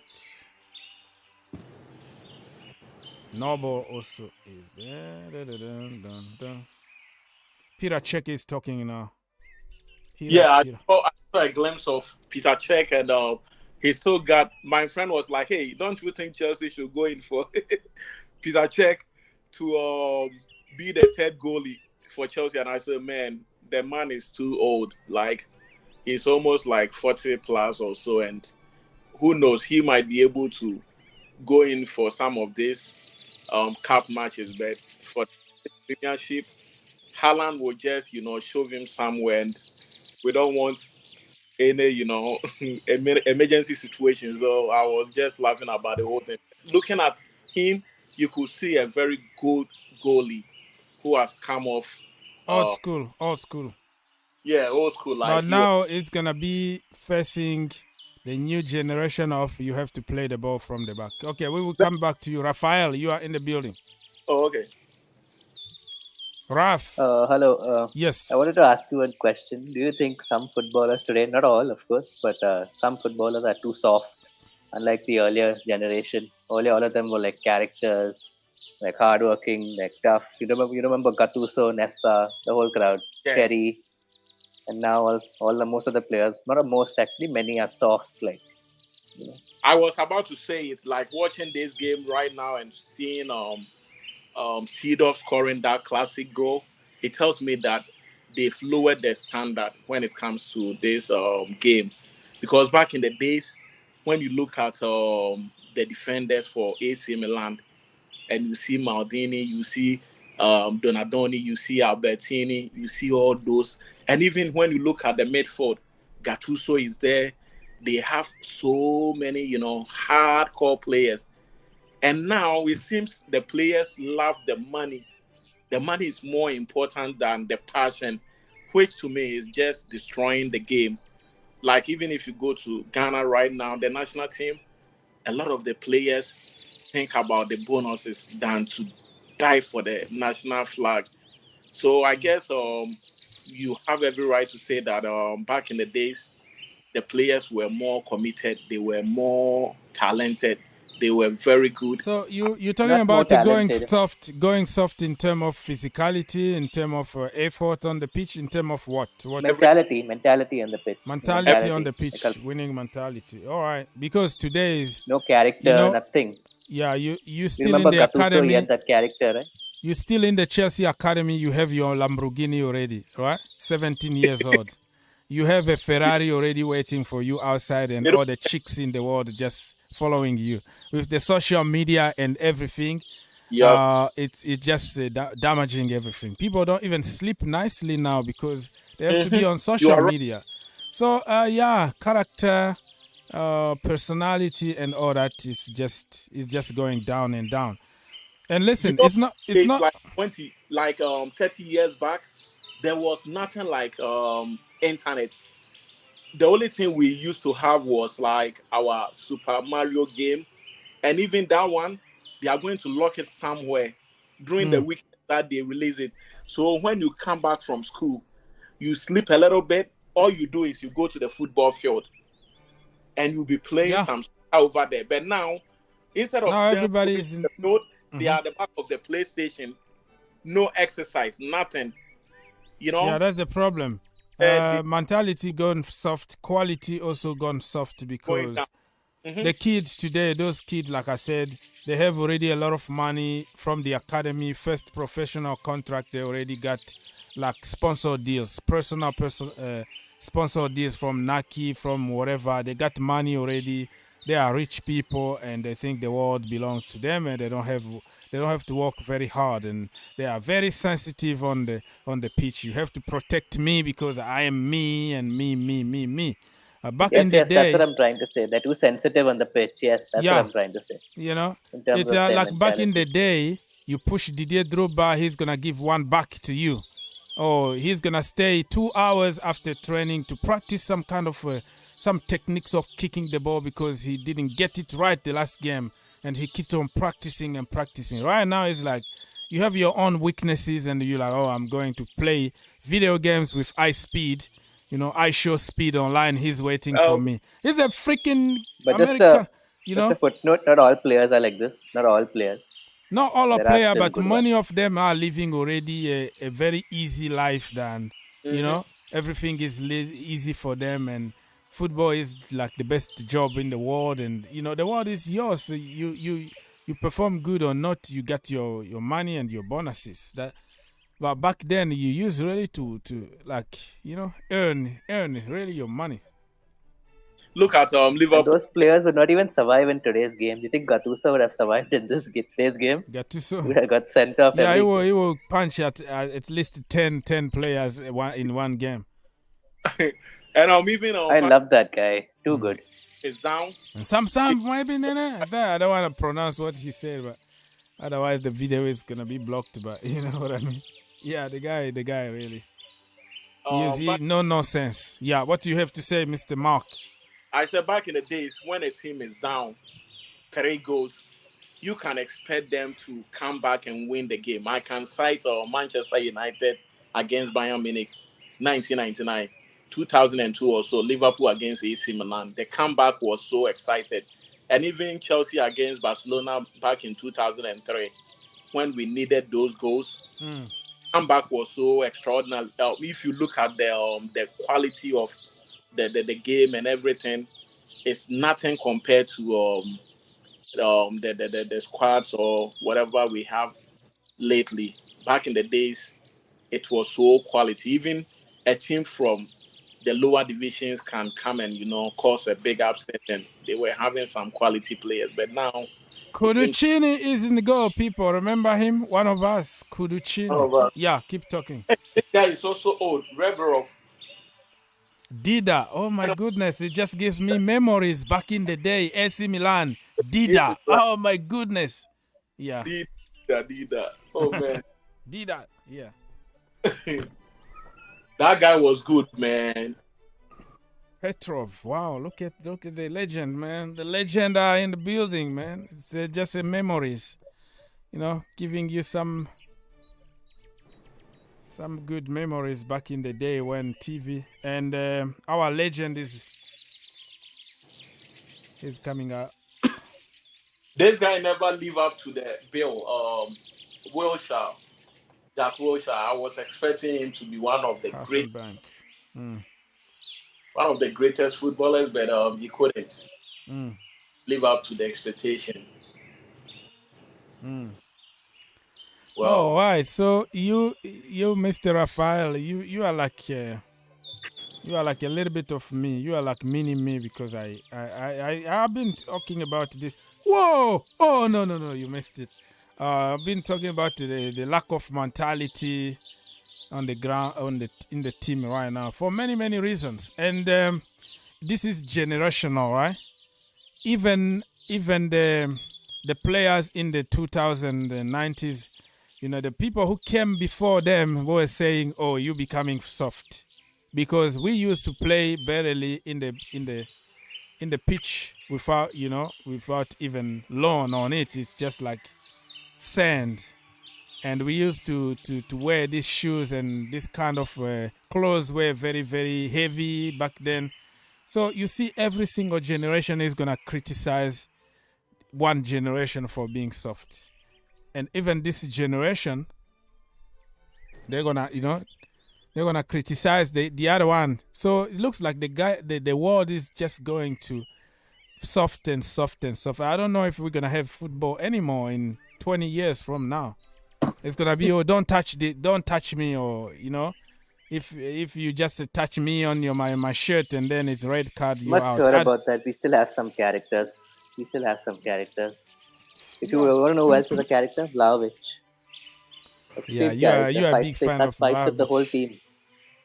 That is the guy who hit his. David James. Wow. No, he took somebody's chick in the national team or something. That's his character right there. All right. That's not true, right? I've heard that's not true, right? That story.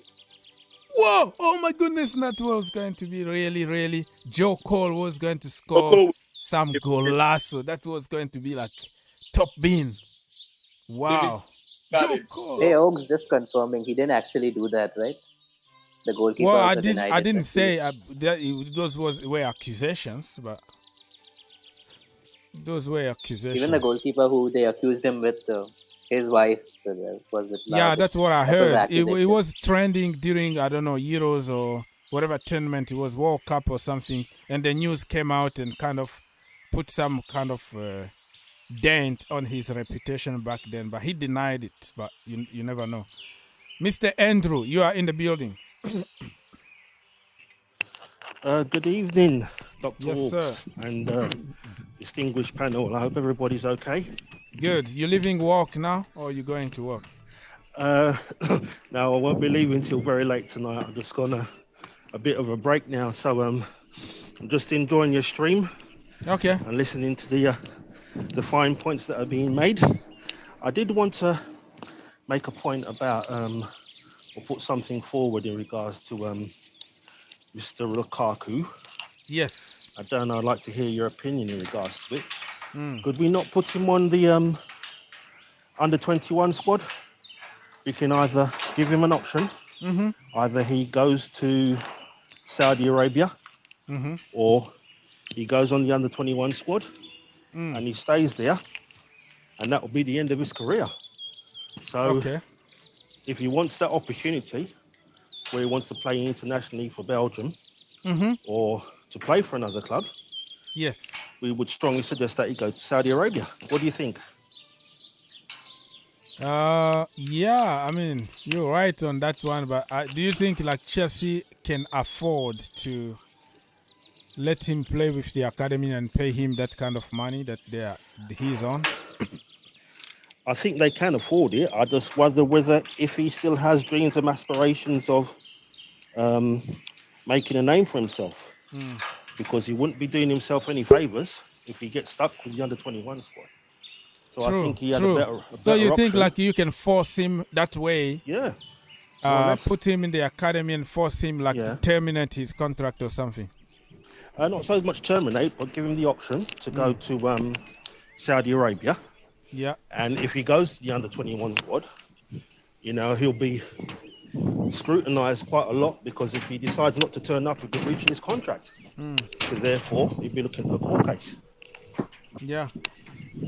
But I wouldn't advise.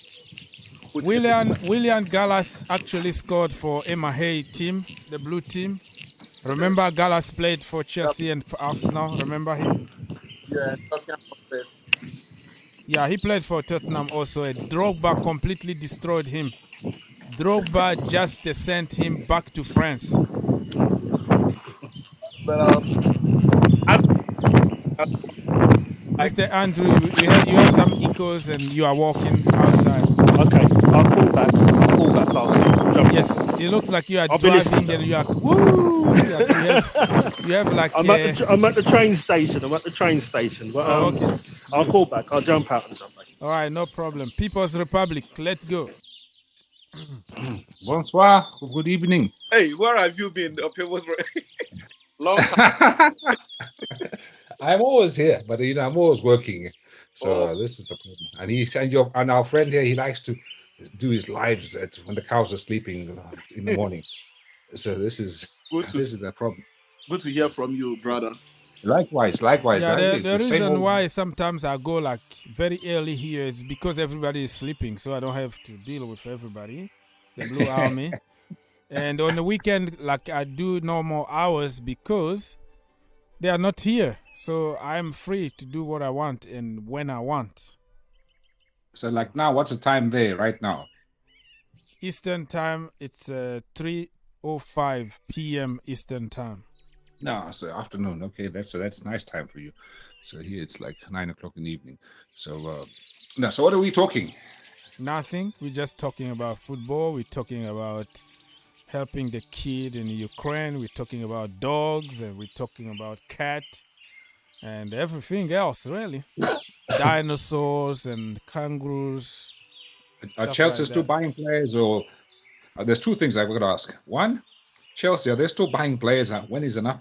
And two, Saudi Arabia must be quite full by now. All these players being offloaded there. Aren't they like, okay, enough, no more rejects from England or from France, wherever they came from. They must be very, very full. No more openings left. What is your question? My question is, where we're going to send some of these players like a Lukaku, whatever, what are we going to do with him? Lukaku don't want to go there. Otherwise, he was going to be on 100 million contract right now. Now they're even going down and down, you know. Now, even if he accepts to go there, it's going to be 70 or 50.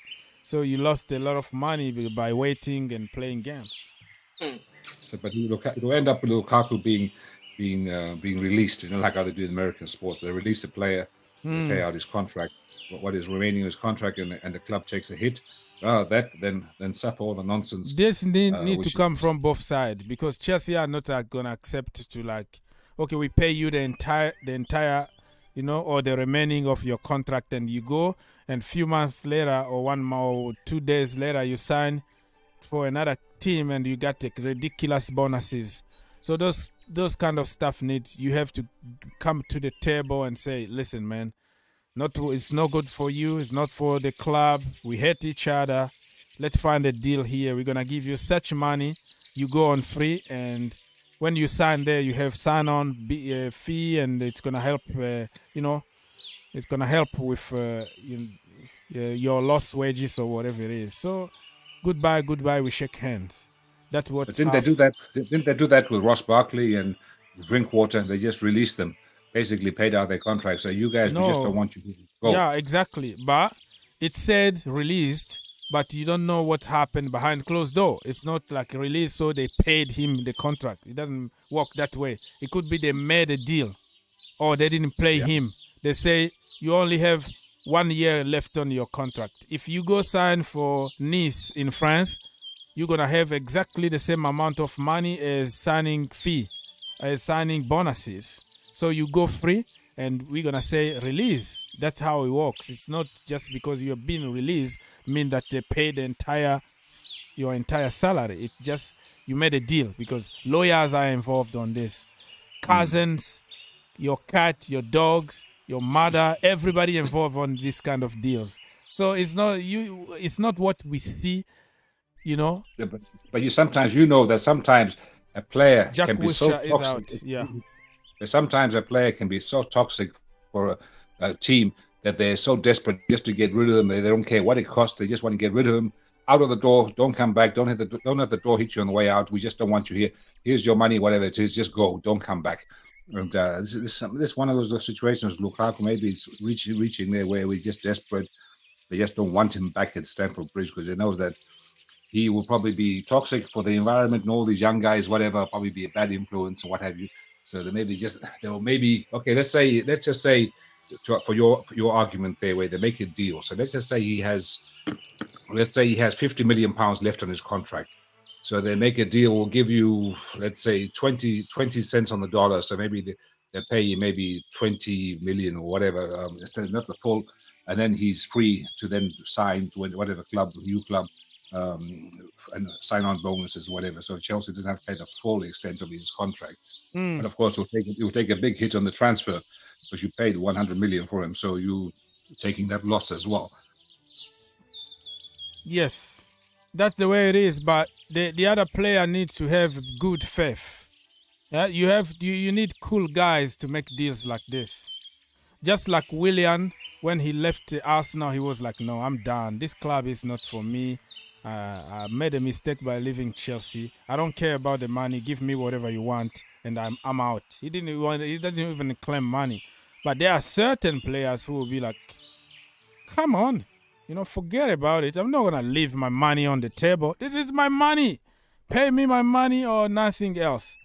So your boy William, you saw him. He just signed for Saudi. Big money. Not yet. But he's suddenly an old guy like him is making serious money at the end of his career. That is respectful. Wow. The problem with Willian is this. He was a free agent like 2 weeks ago. So he went to Nottingham Forest. He checked on the stadium, training ground. He was trying to make a deal there. And then Fulham came back and said, "Oh, wait, we want to keep you for one more season, bro.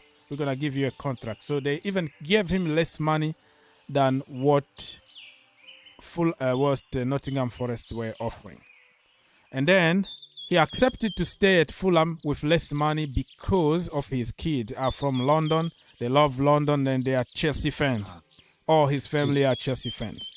Now, in the middle of the negotiation contract, because he was already a free agent, Saudi came when he was a free agent, offered a lot of money. He said, "The kids and the family don't want to move. I'm going to stay in England." But after signing that contract with Fulham, The Saudi came back again that we can even buy you from this contract. And then the family now are like, okay, well, what we do? Probably we have 2-3 years maximum in this. Let's go get money, and then we're gonna enjoy London later on. All right. So he changed his mind, but before that, before he signed a new contract with Fulham, Saudi were there knocking the door. He refused to sign. He refused the money. But now the second time, he's like, yeah, let me go. I'm gone. So now the problem is Fulham are going to get some money now. Before, if he left, they were not going to get anything because he was a free agent. Now Fulham can get some money out of Willian. Win-win situation for everybody. He goes there, ridiculous amount of money. I don't know if it's 30 million a season or whatever he's going to be on. And then he's going to buy his island, buy the moon, buy other planet, and go live there. That's it. So, but William, he comes across as being a very humble person. It's not one of those big show-offs, not the big spender. He just comes across as being a very humble person, and maybe I'm wrong, but he's a nice guy, sort of his character. I like his character. Okay. Andrew is back. He was in the train station.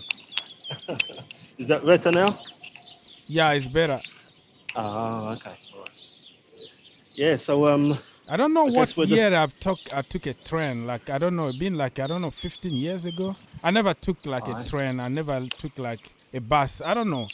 It's America though. We don't have those kind of stuff. When I used to live in Chicago, yes, I used to take a little bit of a train. And when I was in New York, I resisted 3 months in New York City. I couldn't live anymore, and then I ran away because that is not a place to live, bro. That is crazy. Yeah, go on, Mr. Andrew. Well, yeah, I was talking about Lukaku, and even with this deal with Caicedo as well. Mm-hmm. Don't really want it being dragged out too long because it might not even leave an option for Brighton to get a replacement as well, and they may be forced to keep Brighton. Actually, they're about to sign Kudus, Mohamed Kudus. But is Kudus DM? No, he's not a DM, but I think they can accommodate him somehow. They already have a DM from their system already who is doing the Moises Caicedo job. They always plan ahead of everything. I think they already found somebody. I see. Okay. Because I'm hoping this will be the last bid that they put in for him. We don't want to see any more time wasting on this thing. I think now there needs to be brought to a close. So put this last deal in, this last offer. If it's rejected, then we go elsewhere. It needs to be going elsewhere. Can't be wasting any more time on it. Man, Seedorf still got it. I'm telling you, Seedorf is better than Raheem Sterling right now. Seedorf still got it. The guy's, man, he's still trained. Even Makelele looks good.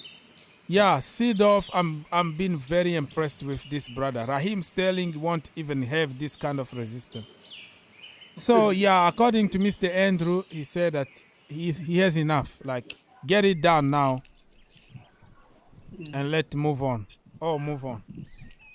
And I don't want to be taken to the cleaners for just one player, because I also believe this can have a detrimental effect on the player itself. If he's going for too much, you're going to put pressure on him. And, he can be prone to making mistakes. We might not end up seeing the same performance that he had for Brighton in the previous season. And that would be close to 100 million down the drain. I think one of the mistakes we made, I think we should have got this deal done early. Because they saw, although you can't compare the two, they saw the price that Declan Rice went for. And they're comparing and say, well, he's more or less the same or a better player than Declan Rice, so he's worth the same amount of money, maybe more. And I think if we'd done that deal before the Declan Rice one had been done, we'd have probably got it done for probably around 70 to 80 million. Don't know what you think. Yeah, that makes sense. That makes sense.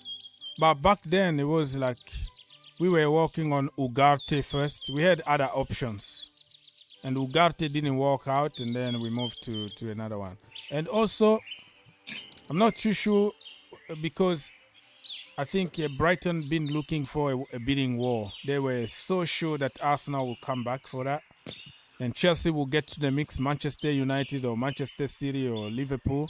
That's what they wanted, create some kind of artificial bidding so they can get as much money as they can. I think, yeah, I understand your point that if we got it done earlier, but you might want to get it earlier, but they don't want to make it earlier. They want is to drag. They want to warn you out. They want you to get tired. So, and you say, okay, take the money, and they know that we are desperate.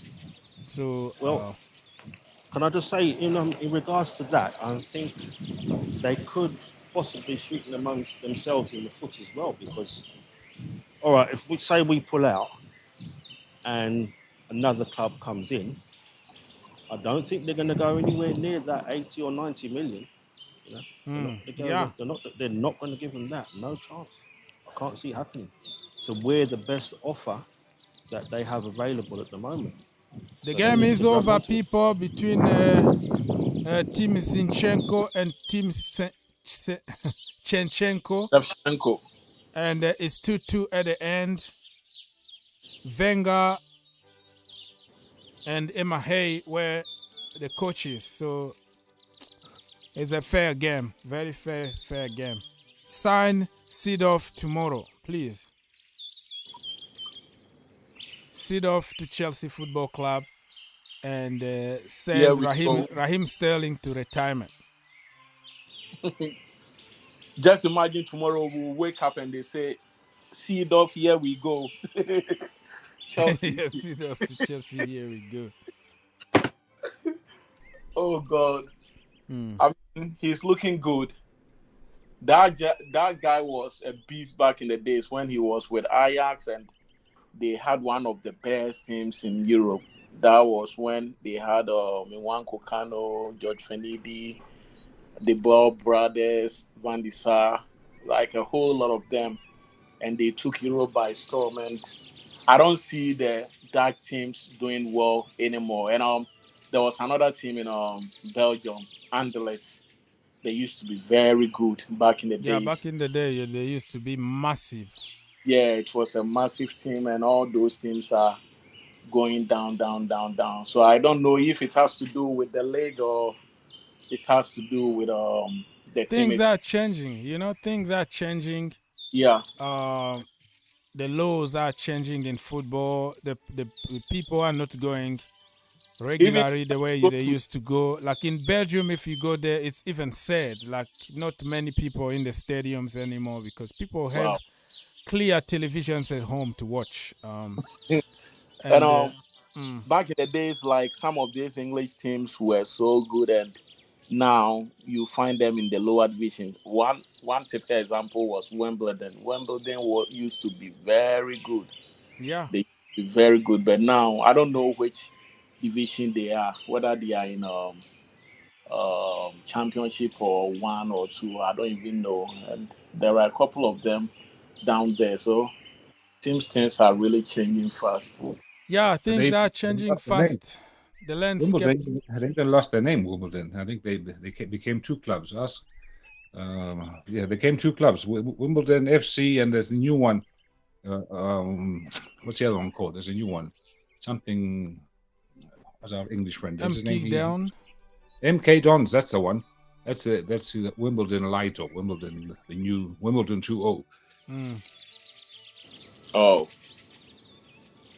Yes, Mr. Andrew, you can talk because you're still at work. If you want to jump and talk because you have to go back to work, you have to say, you jump, man. Bring whatever topic you want to bring. Yeah. I just want to ask as well in regards to the MLS. I think you guys may soon be on the rise as well with the acquisition of Messi over there. I'm sure some new players will be coming over there soon as well, along with the Saudi clubs. So maybe that will help to improve the amount of exposure you got over there. What do you think? Yeah, Messi definitely is bringing eyeballs in the league. The league been going really stronger in the last 10 years. You know, every single year we're getting to the next level. But definitely Messi is a huge catch there that everybody wanna see. And yeah, the Messi effect is here. He scores every single game that he plays so far. So yeah, it's time to start taking us seriously because we are not the farmers' league anymore. But the point is, the Saudis are destroying everything with cash. I don't think in the MLS we are ready to like splash the money the Saudis are splashing.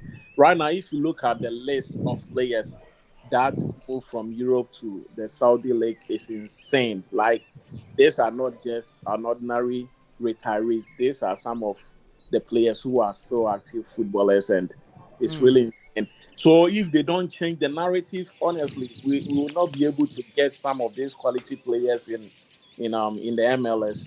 They've destroyed all the transfer, dealings, because come next year, maybe Red Bulls want to go get Raheem Sterling, and Saudi is coming with 30 million, and MLS is ready to pay 10 million. Obviously, Raheem Sterling end up in the Saudi league, so they have to really do something about it. And the way things are going, somebody was like, as they've targeted football, very soon they will target basketball, and you see that all the they already took the golf.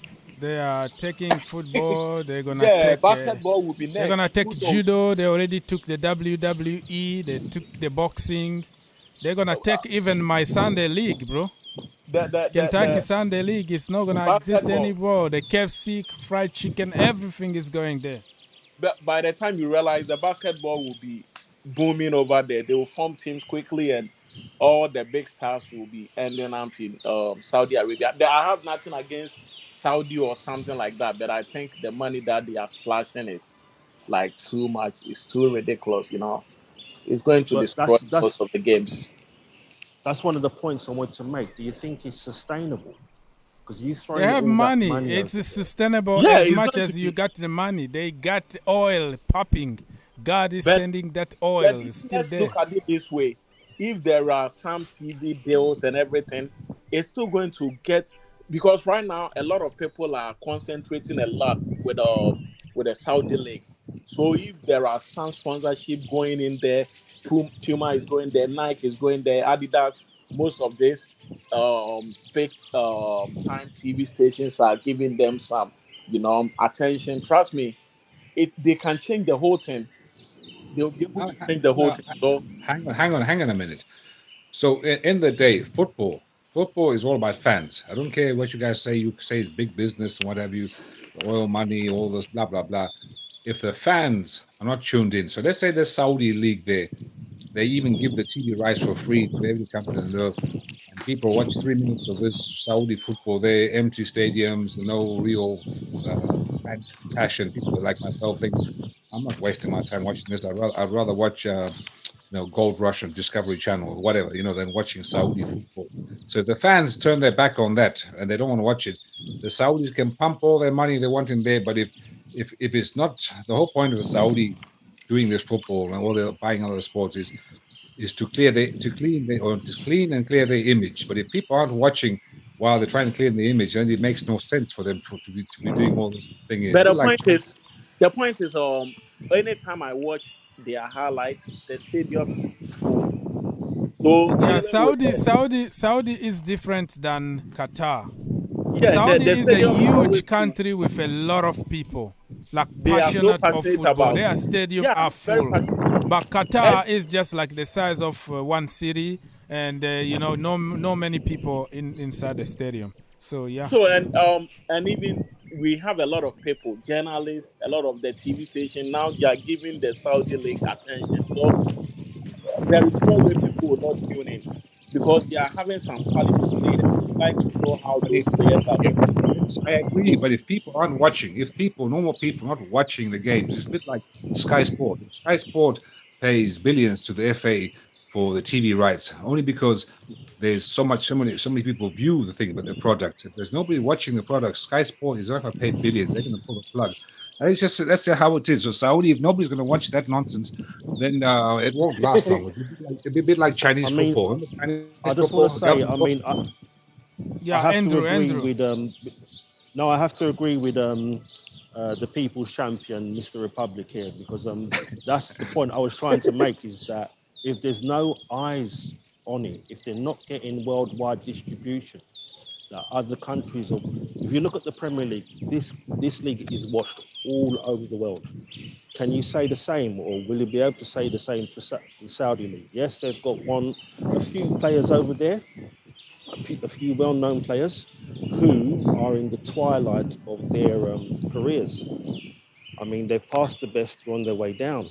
Now, are they going to be given the same intensity that they do in the Premier League to make those games exciting, to make people want to watch it? It's a huge question mark. It's a huge. Chinese football. Chinese football. Remember Chinese football? The government also came with big billions. Where is that now? Mm-hmm. Andrew and People Republic, let me tell you something. Back in the days, during the early 90s, when you talk of the Premier League in Africa, people were not so much interested in the Premier League because it wasn't a professional, league. It was back in the mid-90s when they turned it out to be a professional league, when they started having people from South Africa, Ghana, and other places. So a lot of focus was on the French league and the Bundesliga. Everybody who lives in Ghana back in the days will testify to that fact. They used to show the Bundesliga highlights every Saturday evening, and Syria was every Thursday night. So everybody knew about those leagues. The English league wasn't popular, but as time went on, it became popular because Drogba was in there, Asian came, Abramovich took the Chelsea team by storm, and things began to, evolve or something like that. So the league for the Saudis is just new. This revolution is just new. Nobody can predict the future, but who knows? After a year or two, they might take the businesses. So, let me ask you, so we talk about football, fan culture, history. History is a part of football, a big part of football history. So, El Hilal. Tell me something about El Hilal. When were they formed, or what? How many cups have they won? Let me answer that by answering to everybody answered about something I didn't say anything. So, what I can say here is the new generation of football fans are not the same as us old people here. About culture, about your town, your city, your thing. Now football is becoming more international. That's why even the Premier League took over because of the commercial and the money and the glamours. They show it on TV to make it the way it is.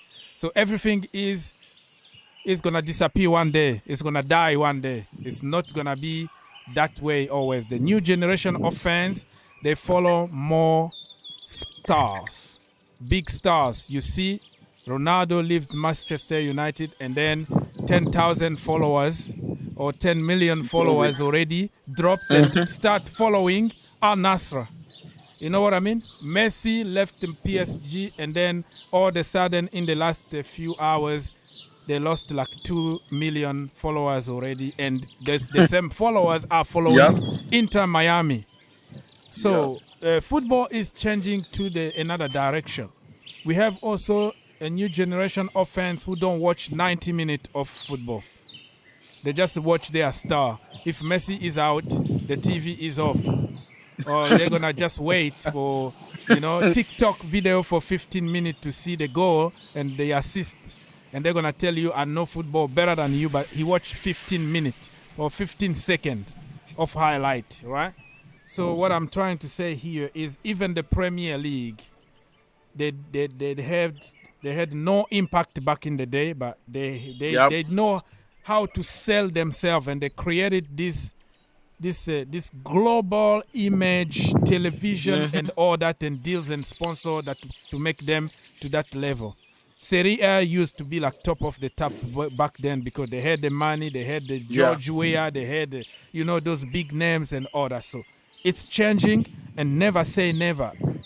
Tomorrow, and you see the MLS, top 2 or top 3, or the Saudi top 1, you never know. So it's the new generation is changing, the culture is changing. We're gonna pass, and then other people are gonna take over, and don't say never. And the Premier League is not gonna be on top forever, and that's why the fear of losing that prestige is sending people to get crazy at the moment.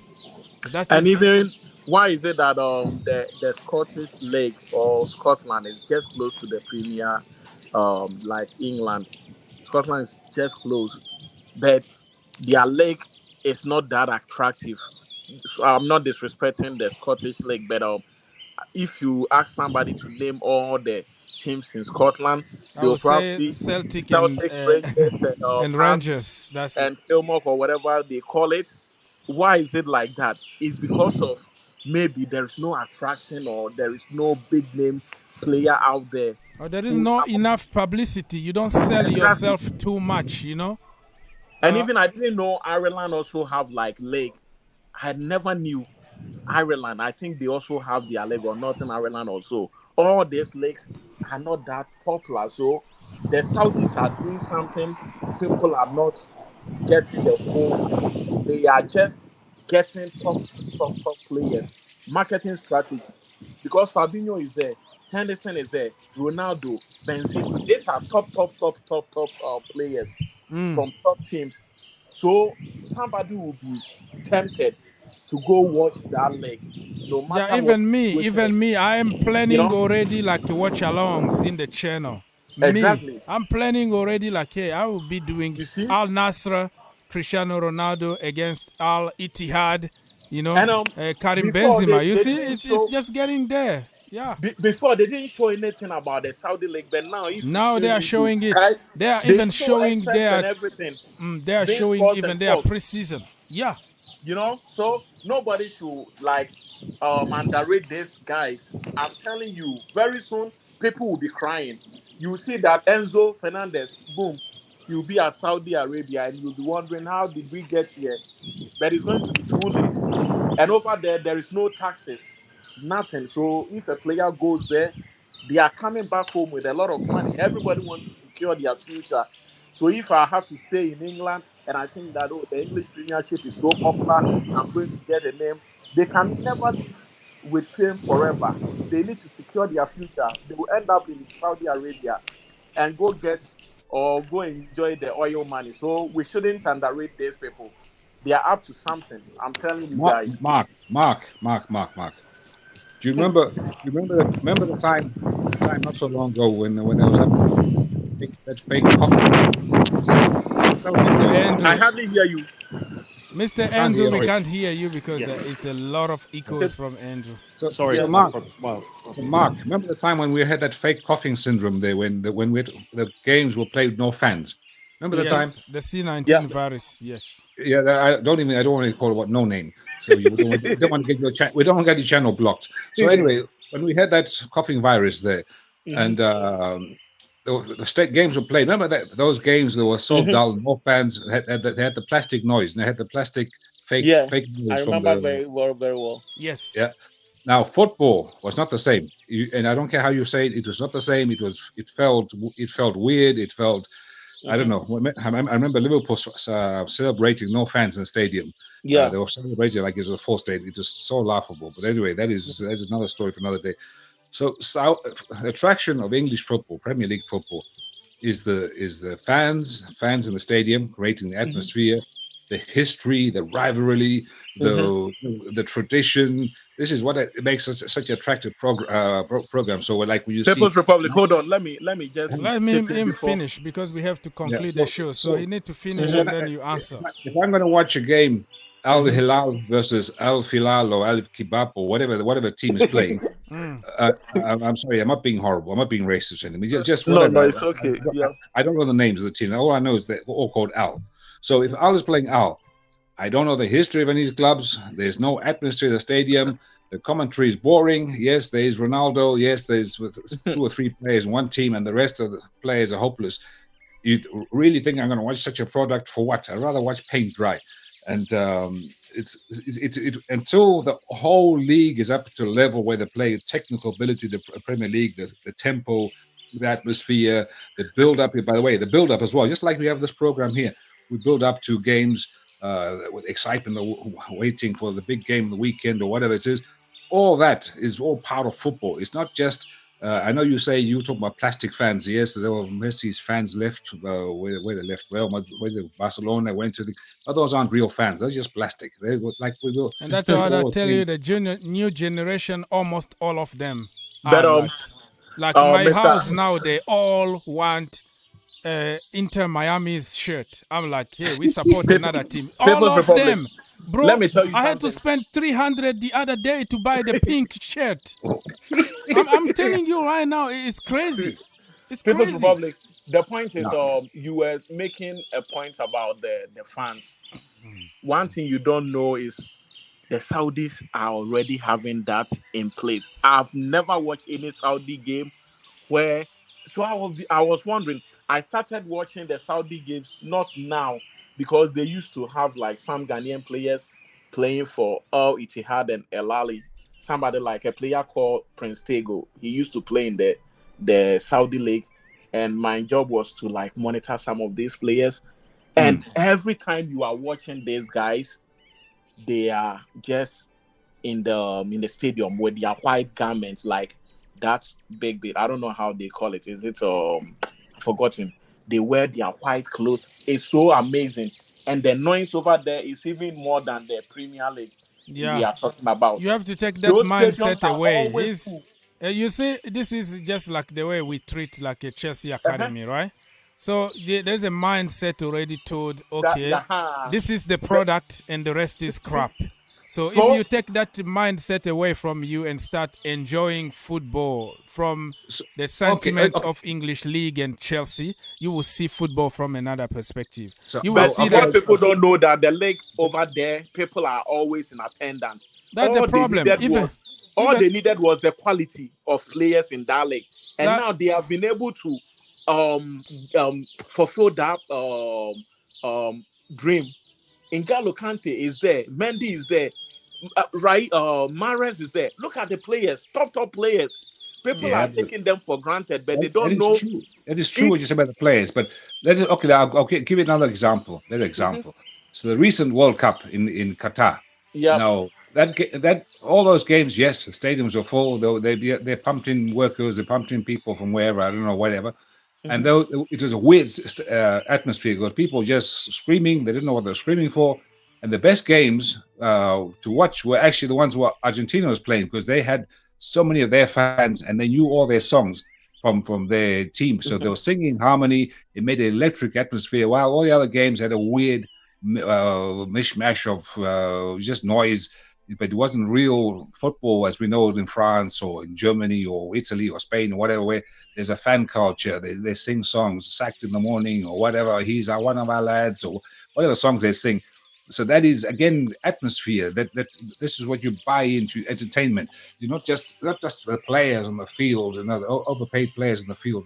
Yes, they're important, but it's not as important as the general package. The whole thing has to be. So before Saudi reach that level, they go many generations. Yeah, it's a process, and we shouldn't just underrate them. Trust me, because nobody knew or nobody was expecting Ronaldo to say yes to Nasser. The moment Ronaldo said yes, look at the players who have said yes. If you don't know, Karim Benzema is there already. Fabinho is there. Mahrez is there. N'Golo Kante is there. Mendy. Name them. Yeah. Can I just jump in? Can I just say something? Yes, go on. In regards to that point you made, yes, they're there, but why are they there? Exactly. Why? For the money, though. For the money. They're not there to achieve anything. As far as they're concerned, they've achieved everything they needed to achieve already in their career. Okay, so let the money. But Andrew, do you think they will only play for the money? I think they might go for the money, but it's their work to also entertain the fans. So I don't see why. Probably they might not compete too much, but if we say it's because of the money, it's legit, statement. But I don't think they will also let the fans down by not putting in a lot of effort to make that league. Ronaldo wished more players will join. That's why he made that statement. That guy is a smart guy. He said, "Oh, the Saudi league now is even better than the MLS." Do you think why he made that statement? I'm not gonna take that because we're gonna have to settle. We have to play. Mr. Mark, Mr. Mark, don't let me finish. Mr. People Mark, don't let me finish today. sorry, just one very quick point, Mr. Mark. Exactly. So you say you're trying to say that they're going there for the passion, all that nonsense. But every player, as far as I know, their big dream is to play in the Champions League. Am I wrong in saying this? Oh no, you are right. Yes. So Every if you by going to Saudi, so by going to Saudi, you were saying, okay, my dream of playing the Champions League is gone because I'll never play the Champions League again. I'm just going to take the money and I'm going to run. So there you can't use the argument that they're going there for the passion, but they for the love of the club or Al Hilal. No, it's just straight cash. It's just a business arrangement. And okay, so let me counter a little bit here. If somebody can let me finish even 10 seconds, all right? Give me 10 seconds, please. So what I'm saying here is people feel so entitled to like European football. Anything else in the world doesn't exist. But if you go to South America, you see Boca Junior, you see River Plate and all those teams, they have their local boys who are so passionate and the stadiums are full and they enjoy their culture, they enjoy their football, they can't miss a game of football. You go to South Africa, you're going to find derbies, the Soweto Derby, Orlando Pirates, Chiefs and all that, and Bloemfontein Celtic and all that. You go to Ghana, you go every country, the local boys are enjoying their product, enjoying football. Now, if I can finish. Now the problem is we think that just because we love the Premier League, we see it on TV every single weekend, the product is good, that we are like, okay, nothing else in the world exists and nothing is going to be as enjoyable. So that is becoming mostly a mindset about, it's just like I always repeat in the Chelsea community. You are English, you are from the academy. No, you are a product of English media, you are not good enough. You are a black guy in America, go play basketball because you are not good in the office.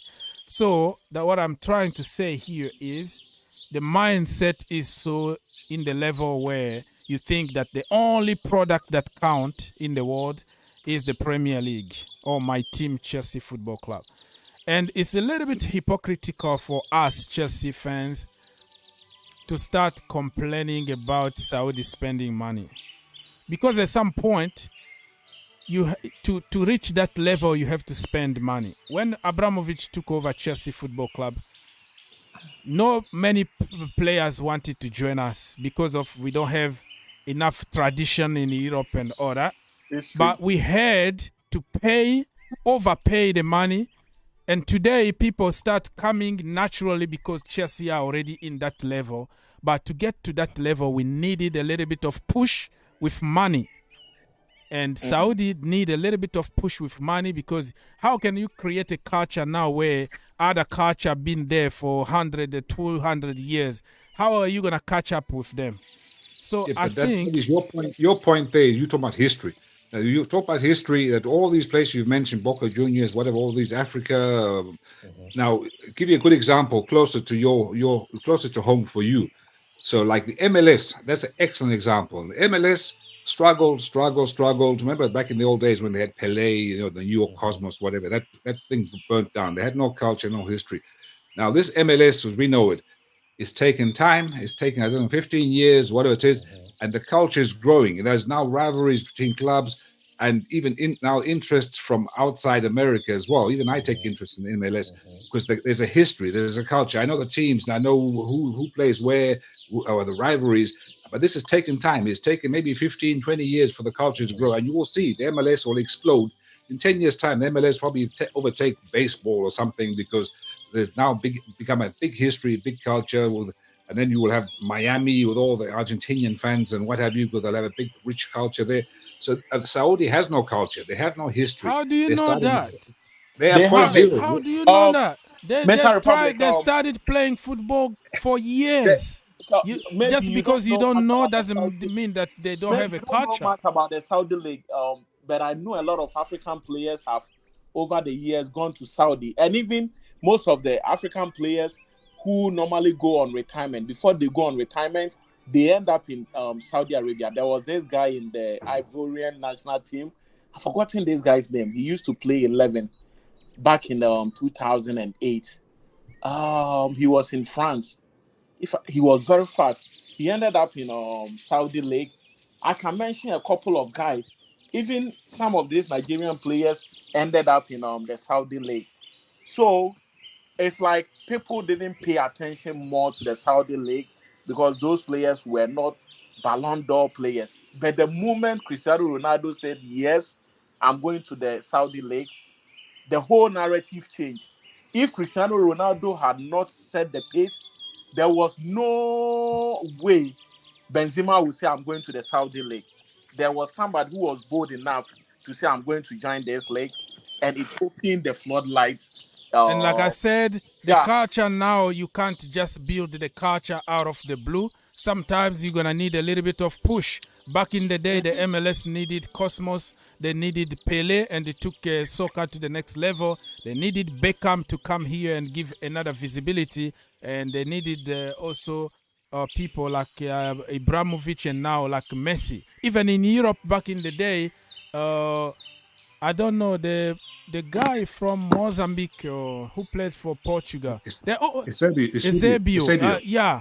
And even Spain, they needed some people from South America to change nationality and come to. So it's always a little bit push depending on that period. So just because we are so into the culture of today and we see like everything started here and then that's the best product and we can't have any other product beside this. That is just a mindset.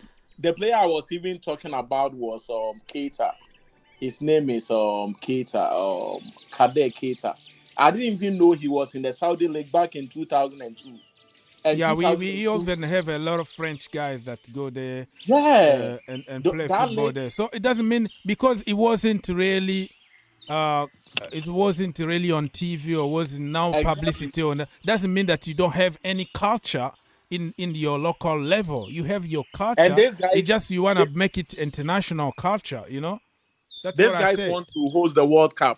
They really want to host the World Cup and they are just doing everything possible. So if we try to say that, it's not, we shouldn't take them serious, then they will end up coming for Enzo. My point is, I'm afraid they will take all the quality players from different leagues in Europe. And the European league will not more be like effective, or it's not going to be quality anymore. No, it's going to always be, bro. You don't kill a culture overnight just by taking their people, because we still have youngsters that shows up every single season. Well, you know, the people that we didn't know last season. We'll come back and talk about this issue, and you guys who are testifying to what I'm saying. But we shouldn't, underrate them at all, because these guys are really serious about the game, and they have their culture, and Can I just say, yes. If I just want to reiterate the People's Champion, Mr. Republic's point, I think what needs to be part of this structure of building up this Saudi League, you need to have that rivalry, you need to have that intensity, you need to see new and up-and-coming players performing local players. Yeah, thank you. Performing at the highest level, not some. I'm not going to say has-beens, because they've achieved great things over their career, but not someone who's already over the hill. They need to have those new players to come in and entice and excite the crowd to make them want to come and watch it, and even to get more eyes on their league. That maybe Serie A or League One or La Liga will see these players. They're pretty good. Maybe we could get them over here. Once you have that interaction, yes, most definitely, it will blow up. But if you're going to just continually just base it on throwing money at it, I don't think it's sustainable. I really don't believe so.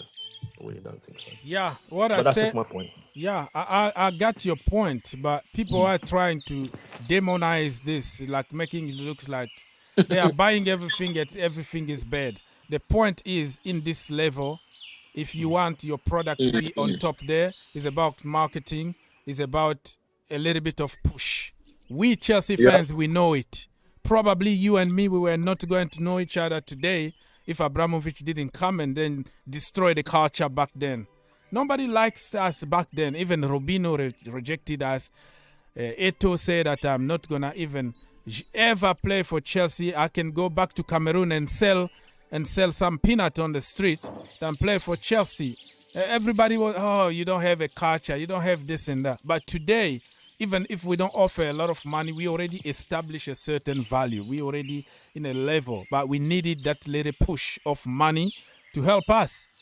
So and I just want to add as well, Dr. Rooks, that we did have a history before Abramovich came in. Thank you. We were known. Like the culture, the international culture I'm talking about. I don't know how many people around the world were watching Chelsea back then. That's the problem. In Europe, a little bit, in England, everywhere. But become this global giant that we are today, we needed somebody, a push in the international level. That's what I'm talking about here. I've been a Chelsea fan since '95, so I saw some of these old players back in the days. But I can just tell you that when Abramovich joined and brought in Michael Essien to Chelsea, right now, if you go to Ghana right now, I would say half of the population, if not all, are all Chelsea fans. And you go to Ivory Coast, you're gonna find the same. Many, John Obi Mikel, that is the level that they took us, that we wouldn't really get there. We wouldn't get Didier Drogba if we didn't have money back then. We couldn't. So you even end up seeing some Portuguese supporters supporting Al Nassr in the future. It will be their team because of Cristiano Ronaldo. So nobody should take them for granted, or nobody should think that, hey, these guys can't do it. It's just that it wasn't a football nation back in the days. But gradually, you see that they keep on improving. Even at the World Cup, they show a little bit glimpse of how good they could be if they can just, plan ahead of time. So we should just be very careful the way they are doing the business. I don't like it in a way because they are spending a lot of money. But we should also be happy for them, because if they are able to develop their game, who knows, there could be some quality players coming from the academy and coming to Europe and play for Chelsea. So we should just back them, but they have to slow down with the spending. The spending is the problem that I'm having right now, because let's look at MLS. If it happens like that, that means the MLS is going to collapse. The league in China is going to collapse. The league in Japan and all those areas are going to collapse. So we should. Well, we also don't forget that they have their own how many foreigners are supposed to be in the team? Play. It's not like 11 of them. It's gonna be the entire team is gonna be like 5 or 6. Oh, okay. So it's not like they're gonna just buy everybody from somewhere. No, they have laws, and also FIFA got their laws when it comes to those kind of stuff. So they're gonna protect the local boys, and they're gonna grow together. I think it's gonna be a good league in the future. So, Mr. People's Republic, if you are dinosaurs, just like Simon Jordan, you and Simon Jordan, you are against the new thing, the new world. Embrace the new thing. I'm on your side, brother. I'm on your side, Mr. Republic. Don't worry. Hang on. Because I'm African, I can use the expression, the elephant in the room. We all are. Yeah. But the elephant in the room here is the people. We, the TV viewers, are not idiots. Okay, we know what's going on. So we know all this ridiculous spending from Saudi is sports washing, and they're just doing this to clean the image, to try and make people forget some of the unfortunate things which happened there with civil liberties and what have you, and that kind of thing there. So I am just for that reason alone, I won't be watching. Never mind who's playing, even if Messi goes there, whatever, and all these people there. And do you think we are clean in Europe? All the football, the way they become who they become, just for clean, right? Because you're calling them washing now. You know the history behind watching, clubs in Europe, behind Bayern Munich, behind Manchester United, the slavery stories behind many teams in Europe. Now you're making them look like they are clean and other people are watching football. I don't know what that means. Sports washing. Is, in other words, using the image of the sports to clean your image, to make everybody people forget. Did it, bro. Even if you see the entire national team of France, you know, making relationship with Africa and exploiting them, all their talent, intellectual and even the diamond and everything, bro. We can't get in that field because we're gonna get so mad here and we're gonna start a revolution or something. But it's true. Interesting point. Very interesting. They're clean and their medits looks like, oh, look at many African in our teams, national team in England. We gave you a citizenship. Oh, look at us. Look, man. I'm telling you, this washing. It could be not about sport only, but about many other things in life. You know what? Oh, you also brought something, and I thought about it. We should just be careful and pray that Saudis will now go in for French players, English players to come and play for their national team. They could do it. Or they can even but other teams, other countries are doing it, and when Saudi or Qatar will start doing it, oh, look at them! How many? You know, that's the injustice we have here. It looks like some countries are allowed to do certain things. It's okay, it's legal. But when another countries try to do it, oh no, that is oil money. This is illegal. No, bro. Listen, very soon they will buy those players to come and play for the national team, and trust me, people will start complaining about Saudi paying money to bring people into their national team. Something they can do it. So, we shouldn't go with the double standard.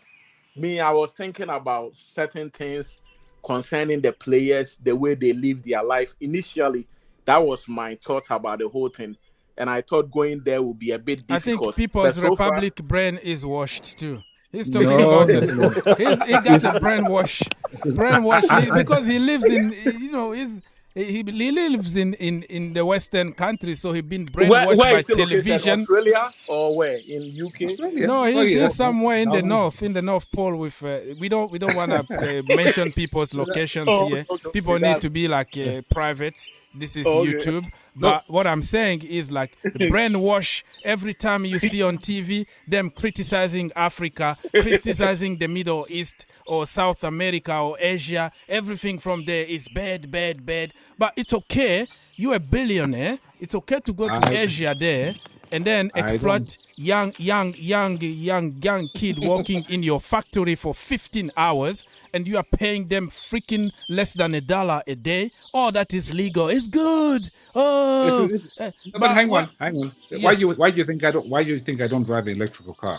For the same reason that I know that the batteries from the electric car, where do they get the cobalt from? It comes from Africa. Have you ever seen how they mine cobalt in Africa? All those young you kids, will see 7 years old, 10 years old kid working for them. But all that is legal. But when the Middle East want to buy the Gulf or want to do something, brainwash television every single day, 24/7.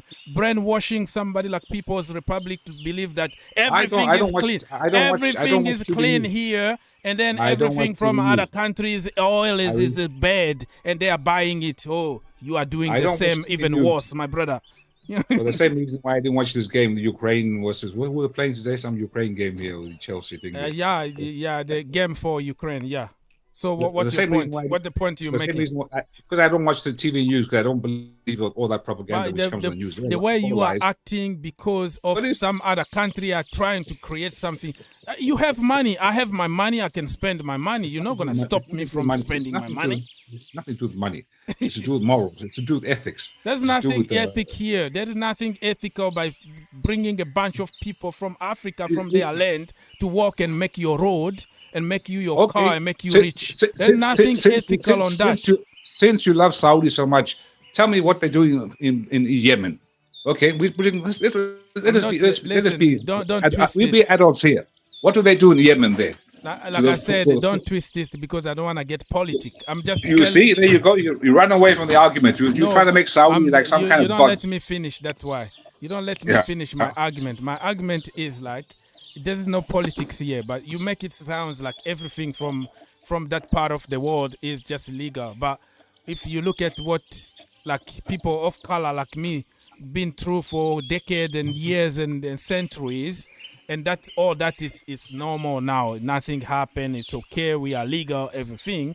But now there is no country in the world that you will go and find like they are clean, everything is clean, and if we got politics here, I'm gonna get banned. So I don't want to like mention what they are doing. I don't want to make it like, how about this? What about this and that? You know, like let's talk about one point and another one. Guys like, are all about football. You know, it's about football. It's politics. Dr. I wouldn't what want us to get into the world politics because politics is gonna get me banned. I don't even know if the channel is gonna be suspended. Let's go. Andrew wanted to ask something. No, I just wanted to include maybe brother Bobby because he's been quiet for quite a while. No, probably he's working or doing something. He's always pop up when he feels like. So let's him that way. So the problem with I was just saying that he'd be the deciding vote. So that's so for me, I don't want to point fingers on other people because nobody is perfect. You know, to get to that level in every country that we are living, there is something dodgy behind closed door that's been done. But some other people try to highlight what other people are doing so they can hide their own problem, their own issue that they created. So I'm not gonna go to the sport washing and all that because human rights, even here in America, bro, is still, you have to live here to understand. Like there is nothing clean. The television is showing you something that is completely different than what we see on the pitch. When we see here is completely different than that human right country that respect everybody, equal opportunity for. That is the television brainwashing. So that's why I don't want to point fingers on countries like the Middle East. Always is their fault. Always that money is oil. That money is dirty. You see what they're doing there. But if we start comparing what you're doing somewhere else, how many guns you are sending to other countries to kill each other and make your business, that is going to be another topic, bro. Let's not get there. I will get suspended. Let's talk sport and let's allow Saudi to spend their money and promote their culture. And in the next years, they're gonna get stronger. They're not gonna buy many players anymore. They're gonna develop their own. And what will happen? Hang on a second. What will happen is that means a lot of the countries out there will also do a lot to make sure that their league will not lose some of their top players. But the only problem that we're going to face is the money that will be involved signing football players is going to be ridiculous. Because if a player is very experienced and let's say Chelsea want that player and Saudi is calling, probably that player will go for the money. Okay, so sorry, Mr. Mark, I have to go because I was there early on for 2-3 hours for the first show. This show is taking already 3 hours. My voice is gone, and tomorrow we also have another game. Tomorrow we have a community shield game, and I will be here for probably 5 more hours straight talking and talking. So I have to feel sorry for myself and save a little bit of energy. Let me go get some lemonade and all that. My blue army not here, so I'm cool. So we're gonna go. Dr. Org, sorry, I'm just gonna run back to work now because my break is finished. But it's been an absolute pleasure to have a riveting discussion with all of you. And, take care, Andy. Hope I'll be on the stream tomorrow. Yes, sir. Most Join us tomorrow for the community shield. What is your score prediction for Arsenal against Manchester City? 2-0 to Man City. 2-0 to Man City. All right. I think Arsenal are gonna smash them. But yeah, thank you for helping my brother. Thank you for the donation earlier. It's been a pleasure. Take care. No problem. Take care. Take care. Ciao. All right, People's Republic. You empty your pocket if you forgot something. Okay, I didn't forget anything. This debate is not over. So sports is politics. Nowadays, sports has been overtaken by politics. I don't mean like politics from Congress or whatever, those kind of people. I'm talking about the grassroots politicians, these LBGT, whatever, all these other movements. You see them wearing those rainbow flags, you see them kneeling, whatever. You can't deny that sports is now being influenced big time or being taken over by other genders using sports to promote their case. Same thing as Saudi is doing, using sports to promote their case, clean up their image, whatever. Anyway, that's a discussion for another day, and I'm not going to let you run away from that story there. But anyway, fantastic discussion. It was finally that it became life in this, Mr. Mark. I didn't know Mark had so much passion. I like this, and it was just very interesting. Thank you very much. It's very interesting. That's what it is. Yeah, and sport, or sometimes people say it's different. It's different than politics, but it's politics. Politicians use sport for their campaign, for their image. Is everywhere. All right. So exactly. if Saudi wanna use also sport for their image, just like other country been using sport for years. Even Muhammad Ali and whatever people use Pele for their campaign, and it's everywhere. So we don't have to make it look like this is a new thing, because we have a culture now and they're destroying it, because it didn't start from them. It started from us here in the Western countries. We use sport, we use all kind of way of cleaning our image, and then now it looks like the television is determined to let me point the finger on you, so you don't pay attention to what I'm doing. If you see even politicians here in America, right, you're going to ask people, what is your plan for this election and why this is happening? The first question is going to be, look at Joe Biden. Look at what he's doing. Like, they don't answer to the question. They're going to point the finger to somebody else to deflect attention and make it huge. For 2 hours presidential debate, it's going to be pointing fingers on other people without mentioning anything about yourself or what you're going to do. So this is confusing and brainwashing people. So exactly. It's point taken, exactly. So people are using that to either deflect attention or to but this is what it is. So this is why that's why. Look at if you point the fingers on Saudi now because they are spending money, we're gonna forget about what like black players are going through in Italy, or we don't have enough black coaches in the Premier League or referees or whatever injustice that's going on here. We're gonna forget about that because our product is perfect. Look at Saudi. Look at Chelsea are spending a lot of money, just so we can forget that Manchester United and Arsenal also are spending money. So it's all about like howaboutism. That is a culture. Howaboutism. Okay, you ask you a question. Oh, how about you? How about you? How this is killing this world. Answer to the question. You asked for score prediction for tomorrow. My answer is I don't care. Okay, so I don't care. I don't really care. They can put themselves. I like it. Exactly. So I'll watch. I'll watch because it's Man City. I like to watch Man City. So I'll watch. Yeah, but I don't really care who wins. So if it's Arsenal, okay, put it this way, I prefer Man City to win, not Arsenal. So that's all I know. That's my only answer. All right, bro. Thank you so much. So you guys take care.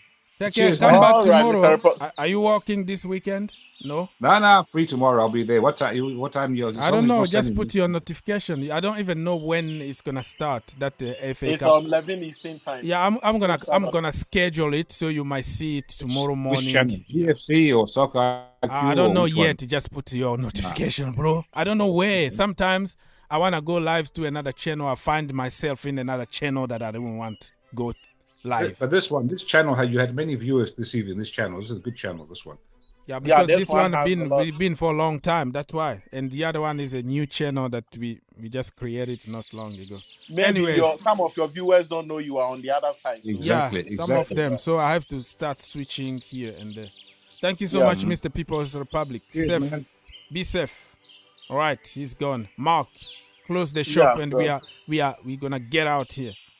all right, so I think it was an interesting debate, and sometimes I like the way we are all passionate about the game because football is the passion of every nation. And in terms of politics, we can do away with politics when it comes to soccer because soccer should bring us together, and I believe that's what we should be helping Saudis. The only problem that some of us are complaining is the money that they are spending. That is a bit, ridiculous. But apart from that, I think they are doing something nice, and everybody should be happy for them. And also tomorrow, I expect Man City to at least beat Arsenal with 2-1 goal margin, and I believe they are going to be the Community Shield champions tomorrow. And I wish everybody who listening to us, and they should have a great, weekend. We'll be here tomorrow. Bye. All right, Mr. Mark, thank you. Take some rest, get some lemonade, sleep well, and I'll see you tomorrow for the Community Shield. God bless. So, people, I'm so tired, to be honest with you. I really appreciate your help and support. Unfortunately, we're not really lucky enough to have likes. Like, people prefer to watch you without liking, and you know that click is gonna help a lot. Helps the channel, and it helps in terms of statistics on YouTube. So on your way out, don't forget to like, okay? Just push that like button, man. It's not gonna cost you anything. 1 second. And I will see you tomorrow for the Community Shield, and also stay tuned for other normal videos on this channel and also on the Green Turf YouTube channel. Blessings.